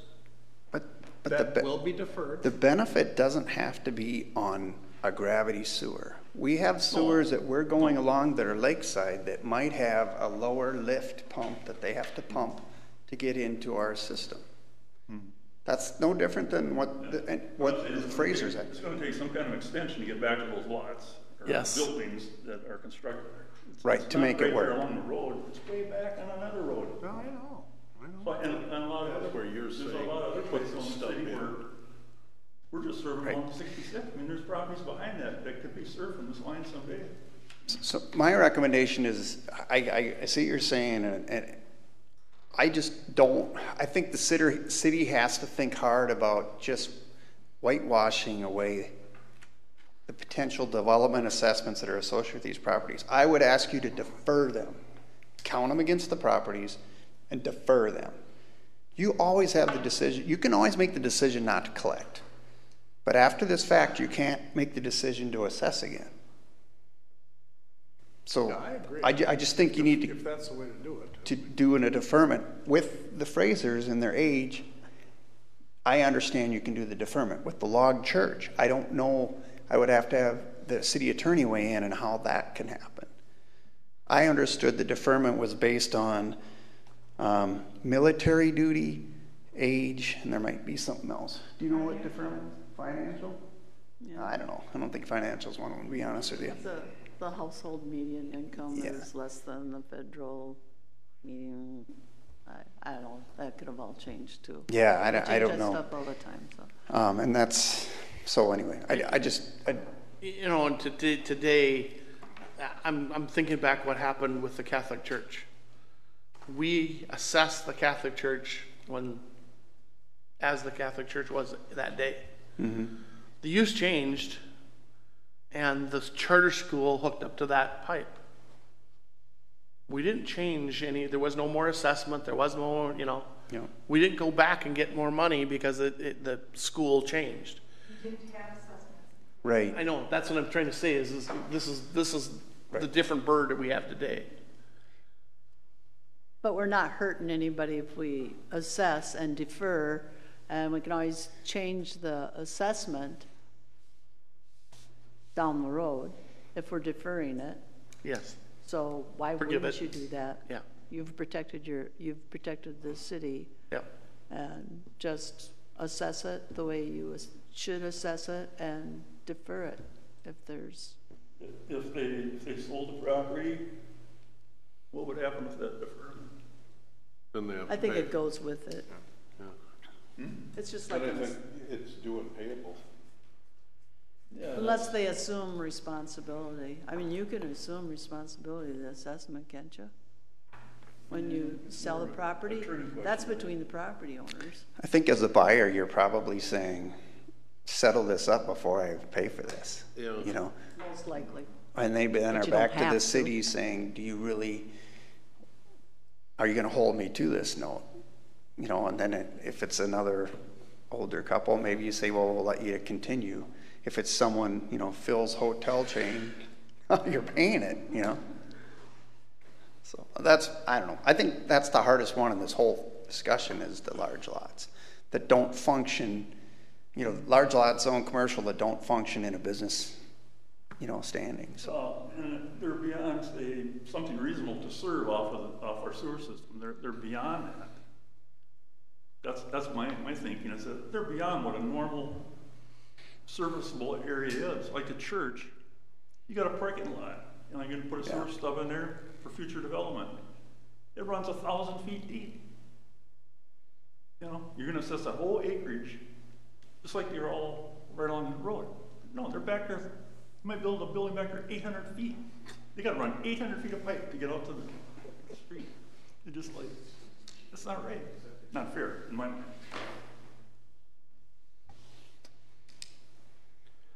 So my proposal had been to assess them maybe half the distance, 500 feet, which is reasonable to maybe connect a building up that would redevelop. You can run sewers 500 feet, which is pretty long anyhow, but not 800-900 feet or something. Yeah, to get enough fall and make it into that connection might be not doable. After that 500 feet. That's why I put an 8-inch pipe up there. Yeah. And you can run all the way to the street in the back and go from there maybe in the future if the grade is right, or the station in the future. So with the Log Church and the Frasers,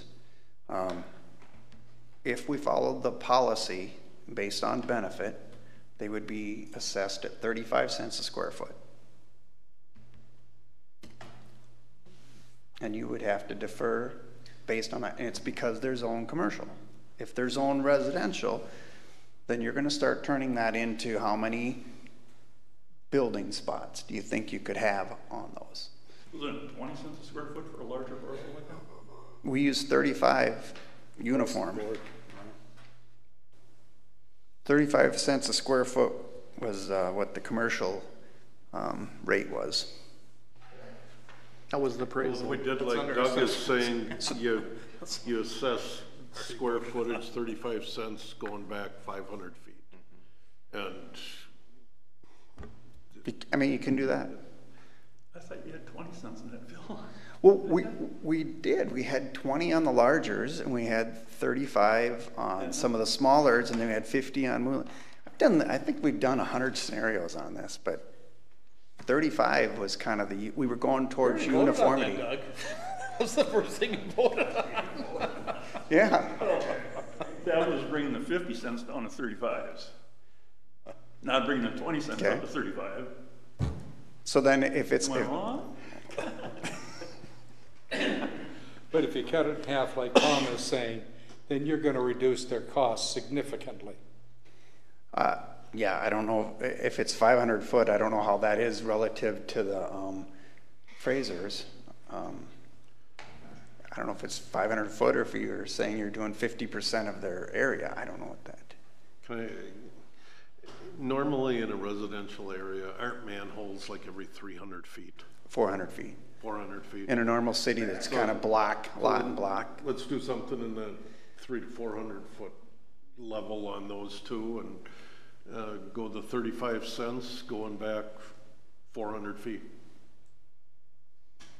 If that seems reasonable, you can go back and put a manhole in there, and from there, whatever happens, happens. No, the church itself is back more than 400 feet. I think their property runs back maybe 650 feet or something. Well, the church is close to the road. Their offices and stuff in that back area are further back, but I wouldn't propose changing that at all. I mean, their building is there, they're being served by the sewer, well, you know.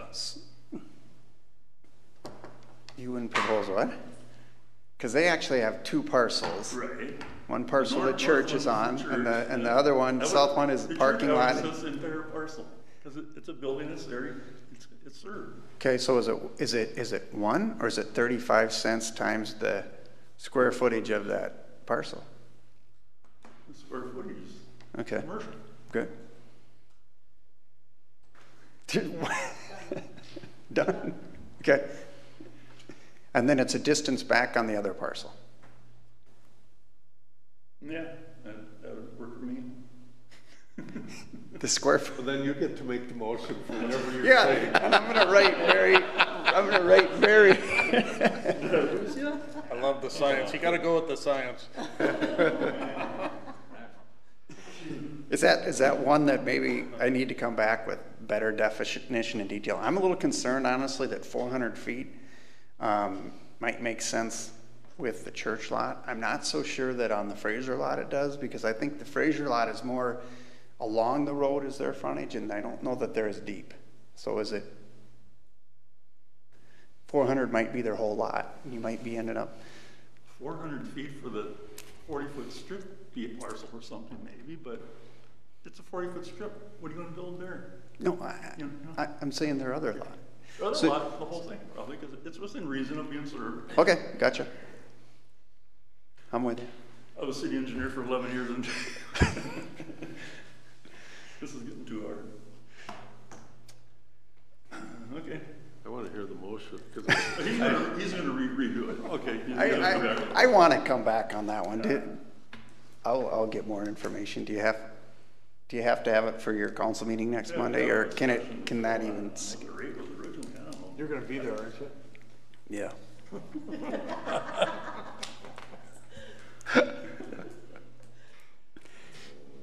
I get. Are you going to run a few scenarios then on those parcels? Let me try and clarify then. On the log church parcels, they have two. On the north parcel where the church is, we would assess at 35 cents a square foot, which is the commercial rate. Mm-hmm. And on the south one, we would assess based on the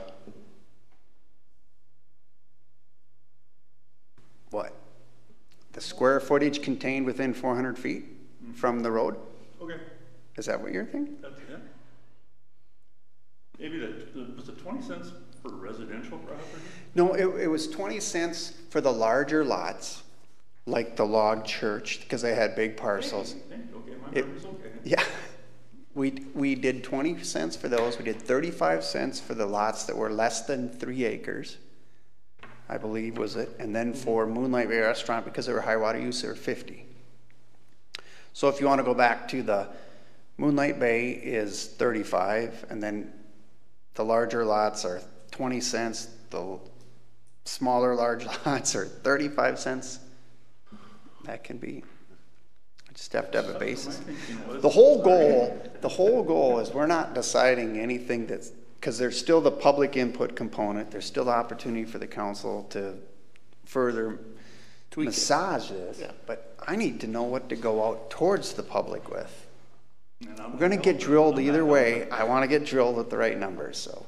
This probably is opposite of what Doug is thinking, but I would rather see us have a 35-cent or whatever it is, because down the road, we're gonna be into this same thing with the next extension. Okay, this one should fall into there, and I think it's a lot cleaner to just, the commercials, if we're going commercial, you have a rate on the square footage, and that's what it is.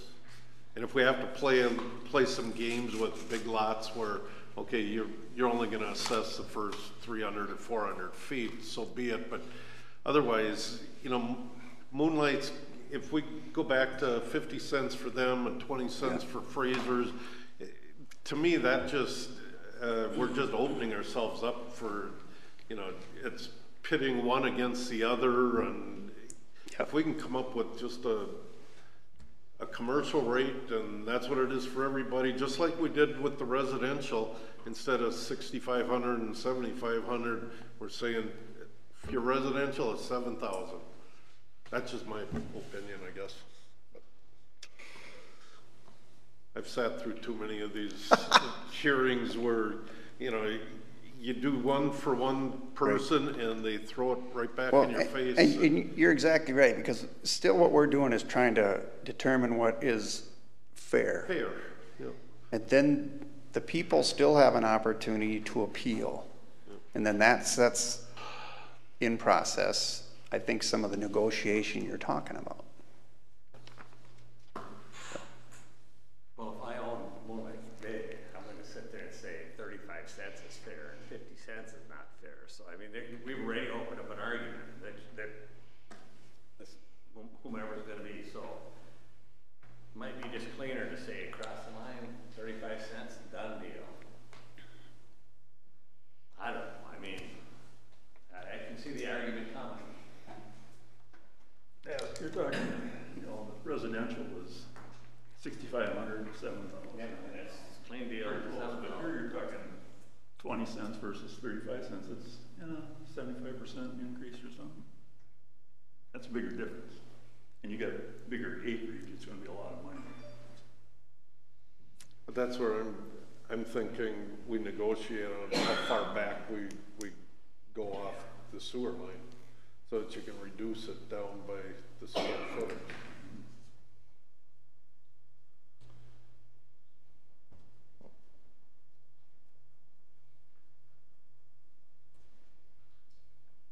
Do you want me to have Shar read back the motion?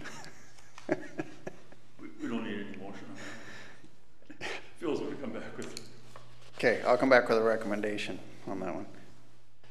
Sewer connection. You're going to take that to the council then? Yeah. Okay. Yeah. Sewer connection fee. Any questions on that? You want to go through it? I think the whole point there is a sewer connection fee. That's set up for the wastewater treatment plant. That plant has to operate in perpetuity. It's going to deteriorate. It's working in some of the most harmful conditions that deteriorate, concrete, metal, all that stuff. So that was the purpose of the connection charge. What we're dealing with is assessment of the improvement to put the pipe in the ground and extend it out.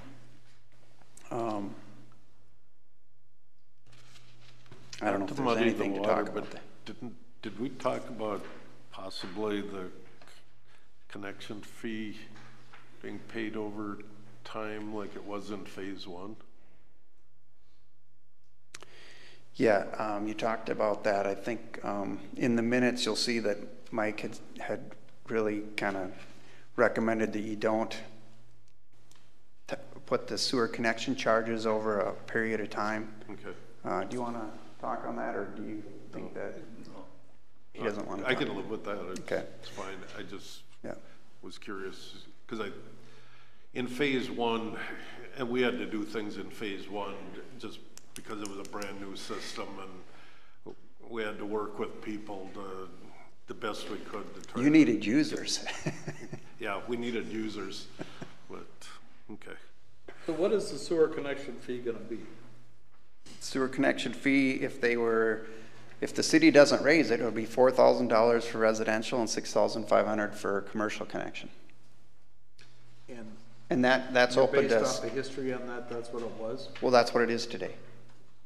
But it's never been implemented, right? The sewer connection fee is implemented all the time. That's what it is right That's now. what it is. The assessment is the one that we. Assessment's new, yep. So some examples, the sewer connection fee is what Aaron was talking about with the, what's that called, Moonlight Serenade or something like that? Or no, the old teen center. He had to pay connection fees beyond what was originally paid for when it was the school. And he paid one or two, the school paid one or two originally in Sundance Ridge, is that what it is? Sundance? Yes. They went up to, I think, like 10 or 11 or 16 or? Nine more. 9. So that's what it is. Sewer connection that's actually the one we can capture as the property develops. We can capture some of those additions. That's just like Whitefish at the Lakes when they went in. Yeah. All of a sudden there's 60 SAC charges. Right. Whatever it was. The apartments over by the grocery store in that area, that was third, turned into quite a few, Yep. So. Again, I think the only thing I'd ask on the remaining on CSAH 66 is I'd like to have the improvement hearing. We have to have an improvement hearing in for assessment process. I'd like to have that in September of 2021. I think that's still early enough in the year where people are still around. That's where we're going to get input on what people think. We develop a new mock assessment as well as update the cost. Since we've done this, we think the pricing has increased. So again, assessment is based on the appraisals that were done. They were done less than 2 years ago, so we think they're still good. There's no need to go out and get new appraisals. So if the commission would support that idea, that's what we would be recommending to the council. And then try and, if the decision is at that meeting is to go forward with construction, we'd do the bidding in January. We think that's the best time to get most competitive bids when contractors are lining up their work. And construction would be, if it goes forward, construction after school ends and before school starts, get the project done.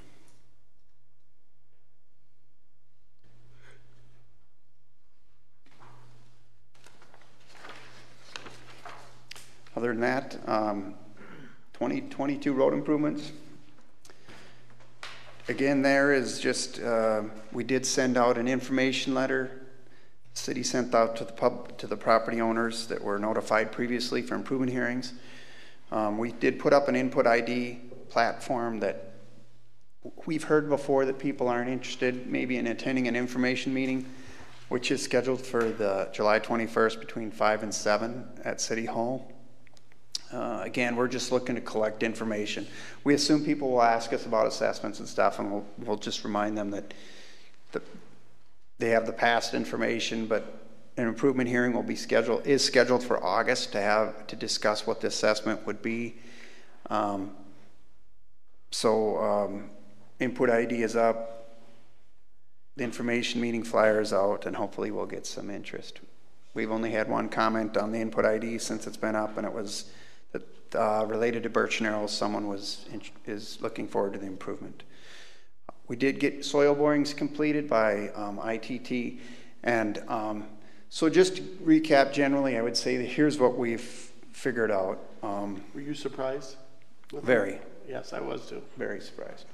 So Birch Narrows has 3 soil borings on it, and it has anywhere from 6 inches of blacktop, 0 aggregate, to 3 inches of blacktop and 0 aggregate. So, or maybe that was 5.5. But basically, old times road building. Your soils are great around here, but they just paved on sand, which you don't have any structure under your roads. If you look at what Class 5 is, it's a mixture of fines being sand, silts, and also then rock. So the pavement, there's a lot of pavement, and there's no structure under there. The recommendation for that improvement was a full depth reclamation. Well, full depth reclamation, the intent is to chew up the blacktop, chew up the aggregate structure behind it, leaving a nice structure to pave on. Well, you don't have, you're baking a cake and you're missing the flour, you know, you don't have it in there. So I'm not so sure a full depth reclamation is the right way to go about there. We're going to deal into that more. You might want to just mill the blacktop off, supplement with class 5 and repave. If you get too high, then you're going to cause problems with the driveways that are tying into it. Instead of water maybe running to the road from driveways, it might run back if you get too high. So what'd you say you should do, mill and overlay, or what'd you say? I'm thinking, we're still looking at that. It would not be a mill and overlay. That road has too much deterioration to mill and overlay. But the full depth reclamation won't do very well because you'll be reclaiming sand and blacktop, and you won't get the right type of structure below it. We're thinking of blacktop removal, and we're thinking if you crush up the, I've talked to Anderson Brothers about this. They've ran into this a lot in townships. They actually put class 5 down before they mill, and then they do then like a full depth reclamation with that on top, and it starts to combine it into what they want. I've never done that, so I'm kind of interested in looking at that more. I feel so like they're going to crush up the pre-existing road, add a little class 5 into it, and then hope then with pave the high on top. heat and the pavement, it all meshes together and makes a nice little road. Did you say chew it all up? That'll be then the base, and then they'll put the blacktop on that. If it were, we have other roads in here where there's class 5 underneath the deteriorating pavement, and it makes sense to chew that all up because we have what we need to build the structure. So, on Rushmore, we think that Rushmore is in good condition where it wouldn't be a full depth reclamation. We think actually that should be a pave and overlay project, or excuse me, a patch and overlay project. That's our initial thoughts. There's some areas that you wouldn't want overlay unless you fixed it, but otherwise it's got a couple inches, 2 to 3 inches of blacktop. It's got 2 inches of blacktop and 3.5 inches of aggregate, so that's a better candidate for building on. Wanted to make sure we had plans for the Whitefish Avenue. That boring we did only showed 2 inches of blacktop. I know. And only not like much class 5. And I'm wondering, that doesn't sound like a good county project, so I was wondering if they had something on that. We can ask. Yeah, because that might make seal coating not a good idea on such limited, thin pavement.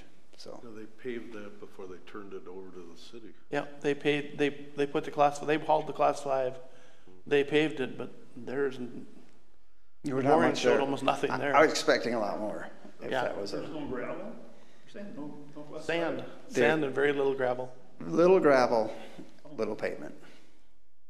But I don't know. Harbor Lane was much like Birch Narrows in that there's no gravel, it's all sand. And I'll do a better job at depicting this. I just didn't get time to create some exhibits that I wanted to show you. But Harbor Lane is a lot of blacktop. I think there's 6 inches of blacktop on Harbor Lane and no aggregate, and then sand. Did not find the bituminous pancake you thought we were going to have. I didn't find blacktop, sand, blacktop. So I don't know if that was folklore. They said it was there, but you know, that's how it goes. Yeah. So that one, again, it's in better condition than Birch Narrows. So that has a little bit more life. And then finally, Wildwind Ranch, it's a plan for an 8-inch full depth reclamation. We found that one was a little troubling too, because we found in that one that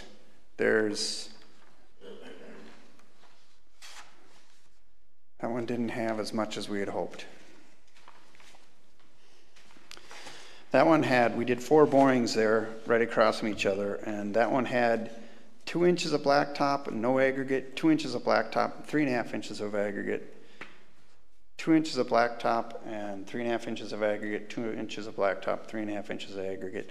I think the biggest thing we noted was, so the way that plan is designed, the west and south halves of the road were planned to be subcut. So they were going to, I assume they're going to mill, then they're going to remove the west and the the west and the south halves of the road, put in granular material like sand for a better road base, and then they would repave both, so that it would fold up for reclamation on the other side, and repave both. Our concern with that is that just the basic rule on building a road is you want to have the same type of material, otherwise your road it shifts differently. So if it's all bad, you want it to be all bad, so it acts the same way through freeze, thaw, moisture. If it's all good, just the same way. Our concern is if you do half the road, what did you leave on the other half?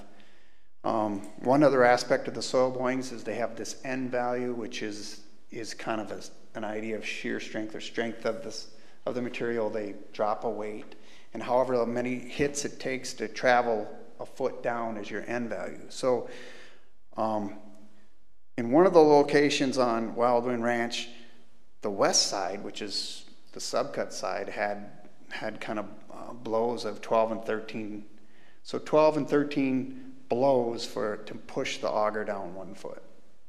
The side that you weren't planning to do a subcut on actually had blows of 4 foot, or 4 per foot.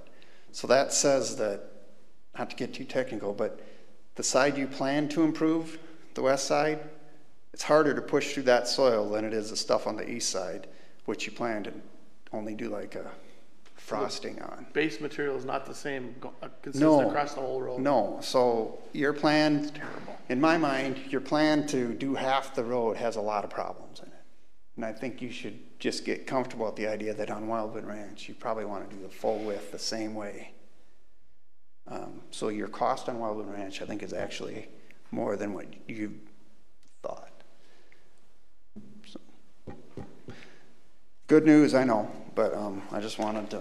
So the first estimate was 110 grand. Oh, we're gonna exceed what you're thinking. So, yeah, when you bid that, you can bid it as is. I just think you're going to be revisiting this because you're going to have built a house on 2 different foundations. So. And then finally on the RRFBs, we're working on just the sign plan so that, city knows how to lay these out. And then I think the city staff will be installing them, but you'll have to hire someone to do the concrete work on the pedestrian ramps. And then if we can get that plan together and we can get Tim Bray to sign off on it, you can do that as quickly as you can get somebody. Where is the county on that? He's supportive of it. He just wants something to sign. But supportive as in? No. They've said that all along. If you go ahead with this project, you won't be able to capture any of the dollars that they would have got from grant. How many of the ramps have to be corrected? 2. 2 of the 4? 2 of the 4. The 2 on the west side, they're on the trail. They don't meet ADA. So. And we're not going to do ADA compliance on them? We are going to do it. So then why won't they assist? If we're doing the ADA and they approve the engineering, the design, if they approve that, why aren't they assisting? Because, and that's a good point for the council and the city to continue to push on, but what he's advocated is that he believes, and he can't guarantee it, that so you did that mobility study for the sidewalks from essentially the school, or actually below, further than that, right? Mm-hmm. To the through the campground. And he believes that next year will get selected.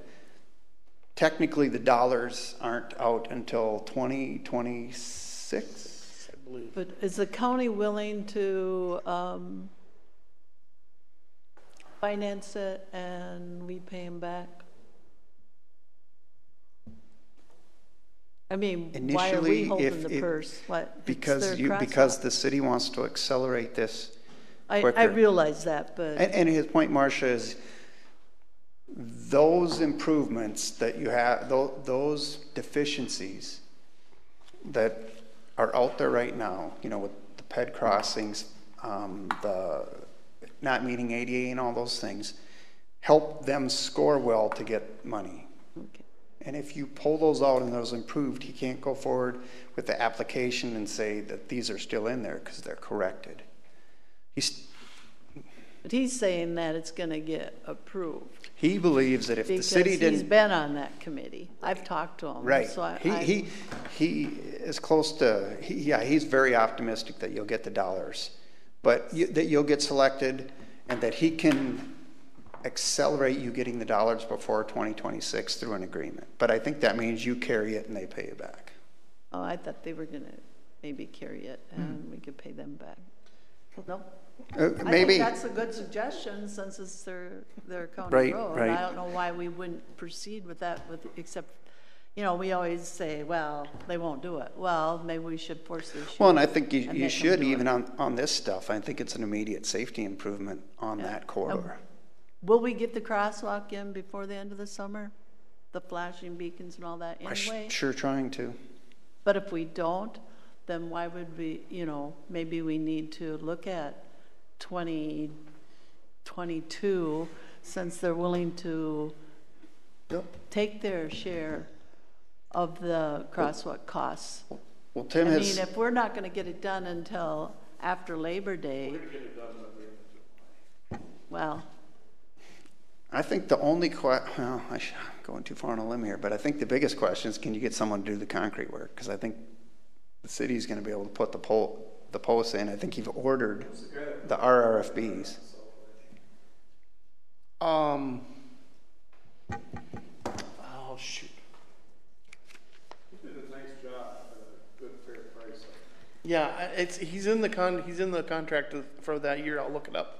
I think it's just a matter. I think everyone's busy. I don't know how quickly you can get someone here to do it. Is my point. That's what I think you're wrestling with. City has covered getting those. You purchased RRFBs, I believe. Yes, they're on order. So they're on order, and I don't know when their delivery date is. Have you guys noticed the shipment yet, Shar? No. So I'm under the assumption that it's just going to be that concrete part that could hold you up. I'm hopeful that we can get something to the county yet this week and get Tim signing off on it. So you're good to go.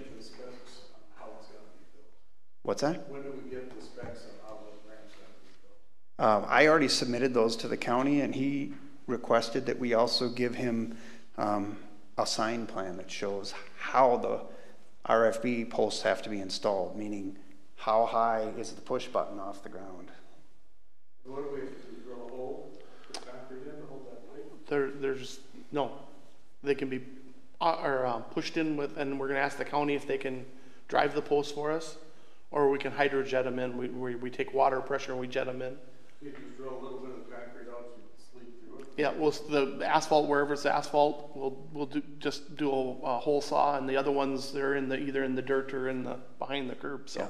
The ones on the west side are kind of in the grass, and the stuff on the east side. Actually, it's only the one location on the east side, because I-3 is in bituminous. Otherwise, they're in grass. And I'm hoping that we can actually pull the post and use the same hole. I think the location's okay, but I got to confirm that with you. So. Yep. So whoever did that curb and gutter met the whatever the city requirements of the city. Is that going to be the same requirements to do this on the county job?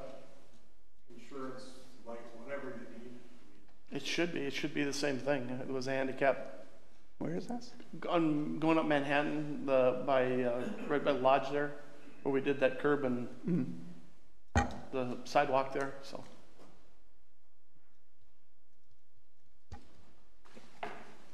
Well, who's going to get a hold of concrete guy? I'll find out who it is, and I'll get a hold of him and get the plans from Phil, and we'll go from there. You could start somebody with the plans we submitted you, because our ADA stuff is not going to change. Those are prescribed. It's really getting in a position where the county where Tim will sign it and approve it, and he's just making sure he's on good footing. Covered his bases. That's all I have. Lucky you. Jeez, thanks, Phil. How long did you take it out? I know. Sorry about that. The only other thing I was going to inform the group is the treatment plant this whole holiday weekend has performed outstanding. We are doing better than 100,000 gallons a day as an average flow. We did peak at 106 for one day, but it's the most we've ever treated. So are your tanks holding it overnight? Is everything flowing good? Everything's doing what it is. It's coming in. It cycles through the plant, and chemicals are added, and it's cleaned up and goes through the process, and it's doing what it's supposed to. So what's your capacity on that? Is it 150. 150? That's our wet weather, our flow capacity. Yeah. That's after the new tanks were put in. Mm-hmm.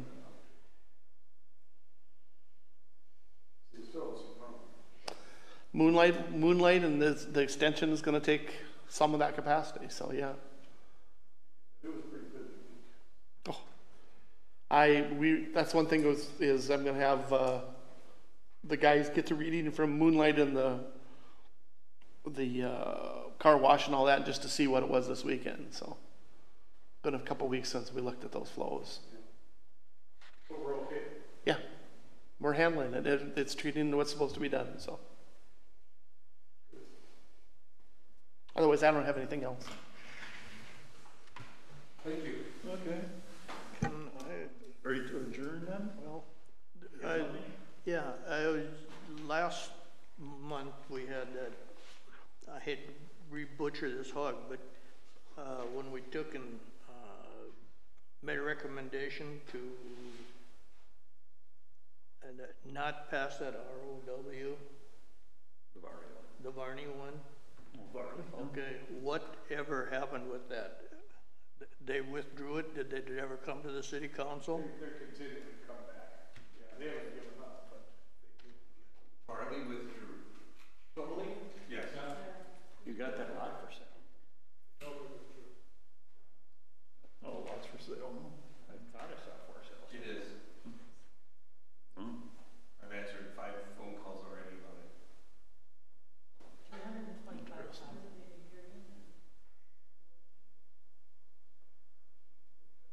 So, I believe you folks were talking about that dock that was down there earlier or whatever that got tore out?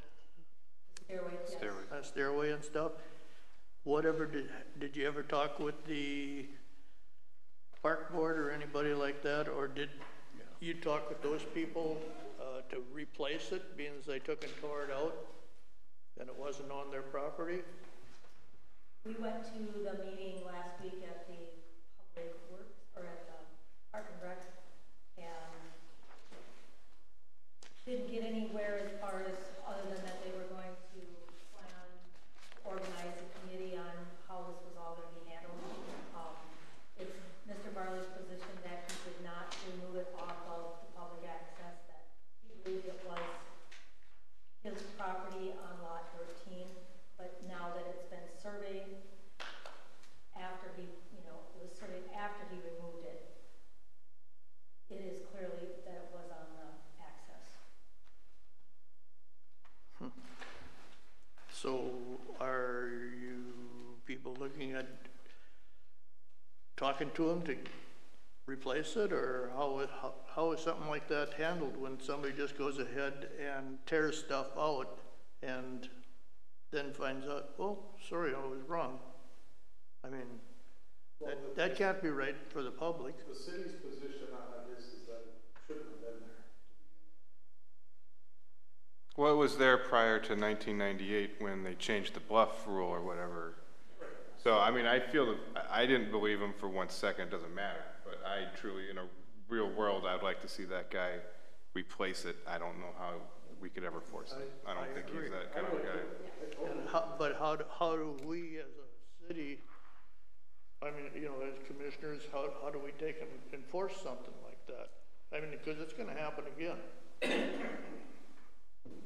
I'm going to ignorantly answer that and say, make a motion and bring it to the council and see if we can go there. Okay, well, But on the end, we got to remember, because John is going to speak to that the policy after 1998 is that you cannot improve or put stairs in. The only thing is, it was grandfathered in, okay. The current land use ordinance would allow stairs to be put in there with a permit. If somebody improves a right-of-way without permission from the city council to do that, it is a violation, and they're subject to a fine of up to $75 per day per violation until they correct the situation. So if for something to go back into place, that was there, taken out. We still don't know definitively, was it on the right-of-way or was it on the piece of property? There wasn't a survey done, so we don't know what was there and where exactly it was at. If someone was to come back now and ask to put a stairway in, the city could grant them permission, a use permit to do that, but they would have to go through that process, and there would have to be legal documents drawn up. You get into issues of who's going to maintain it, who's going to be liable for somebody slipping on the stairs when they're icy or when it rains and falling down. That's all a process that the city attorney would be involved with for a use permit, and he would determine what the cost is based on his time. I understand that goes into it. But how do we stop people from doing this again? That's why as staff, we're going to request that all of these right-of-ways be surveyed. We do an inventory, we take pictures, we go out and definitively determine what's going on these. If there's stairs there now, or if there's an access there now, then we will know it. And in the future, when somebody comes to us and says they took it out, we can say, well, according to our survey and to our inventory that we did, that was not on the city property, it was on their property. Okay. So until we know what is going on out there, we can't make decisions and determine, was it there, was it not, who owned it, who didn't own it. That's why we're saying we feel as staff that it needs to be surveyed. We need to do an inventory and take pictures so we know what's going on. I would maybe just Google Earth comes to mind too. You know, you never know what's on that. Pictures from 2016 when the stair was still there. Yeah, does it say 2016 yes, like an old school camera? Yes, it's on the county website actually. So I can appreciate where John's coming from, the legality of it as far as maintenance and somebody slipping because people are looking for the quick dollar, but I'd like to see us try to figure out how to solve that stair. And I'd like to also add that prior to the 1996, if you want me to come up there, there was nobody policing it. There was nobody worrying about the stairs, somebody slipping on them, somebody falling on them. It was, I guess everybody took the common sense and said, this is what we're going to do. And as far as the maintenance of repairing them and stuff like that, there was no obligation to the city to fix anything, or even, obviously everybody in the city, including planning and zoning and everything, didn't even know that the stairways existed because nobody ever checked on them. Nobody cared about any of that stuff before. And to say that it would be the responsibility of the city, proper signage, you know, nobody's parking on that. Nobody's driving on it, except for now, the people that are going to look at that lot next door. They're driving on it and they're driving all around and they're going down the hill, causing more erosion. Somehow there should be some kind of a sign put up there saying, do not go down this dangerous hill, because it is dangerous without the stairs. But they're doing it. And to take on responsibility, you didn't have the responsibility then. The city didn't. It was there. It was, as you want to put it, old timers that agreed to fork up the money, and they put it there. They came to somebody. I can't even tell you who they did because it was before me, but they put it there with the understanding that it was going to be there, and it was for there because that's how it was written up in the plat. And so to assume responsibility, you put up the proper signage like they do all other places, that this is your responsibility. When you go beyond this point, you assume your own responsibility. Signs will put that. Of course, there'll always be that idiot that will say, well, I can go against that. But it takes a lot more to do that, and usually a letter stops that from happening. So And I do have those pictures, as you suggested. I have them with me tonight if anybody wants to look at those. It shows, I've got pictures from 2004, 2005, and 2008 that the property owners prior to 2017 took of the access, the stairways next to their property on lot 13. Thank you. Thank you. So I agree. I don't know what's changed from 2007 to now. It says the city's got to not only maintain, install, and assume all liability for. Go ahead. Well, part of it is we were ignorant Of the stairway. Today, and this is the way the society is today, is we're aware of it. Because we're aware of it, we're liable. And that's a sad thing, but that's the way it is. Well, I still challenge that a little bit. I mean, that's any sidewalk, anything in town, we're liable for. I don't think the city, by any means, should put them in, but to allow these people to carry on like they did 3 years ago, it seems like a real injustice has been done. So I don't know if you want to make a little motion and bring it to the council to talk about it some more. I'd dig into that. I'd like to make that motion. That we take and send it to the council for them to take and reevaluate what's going on with people just going ahead on their own and tearing stuff out and not replacing it when they're wrong, or pay a penalty or a fine. Okay. Motion and a second. Okay. All in favor, say aye. Aye. Motion carries. Motion to adjourn. So moved. I'll make a motion to adjourn.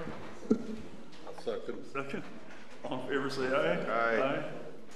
Motion carries. And I'll make a motion for the council to adjourn. I'll second that. All in favor? Aye.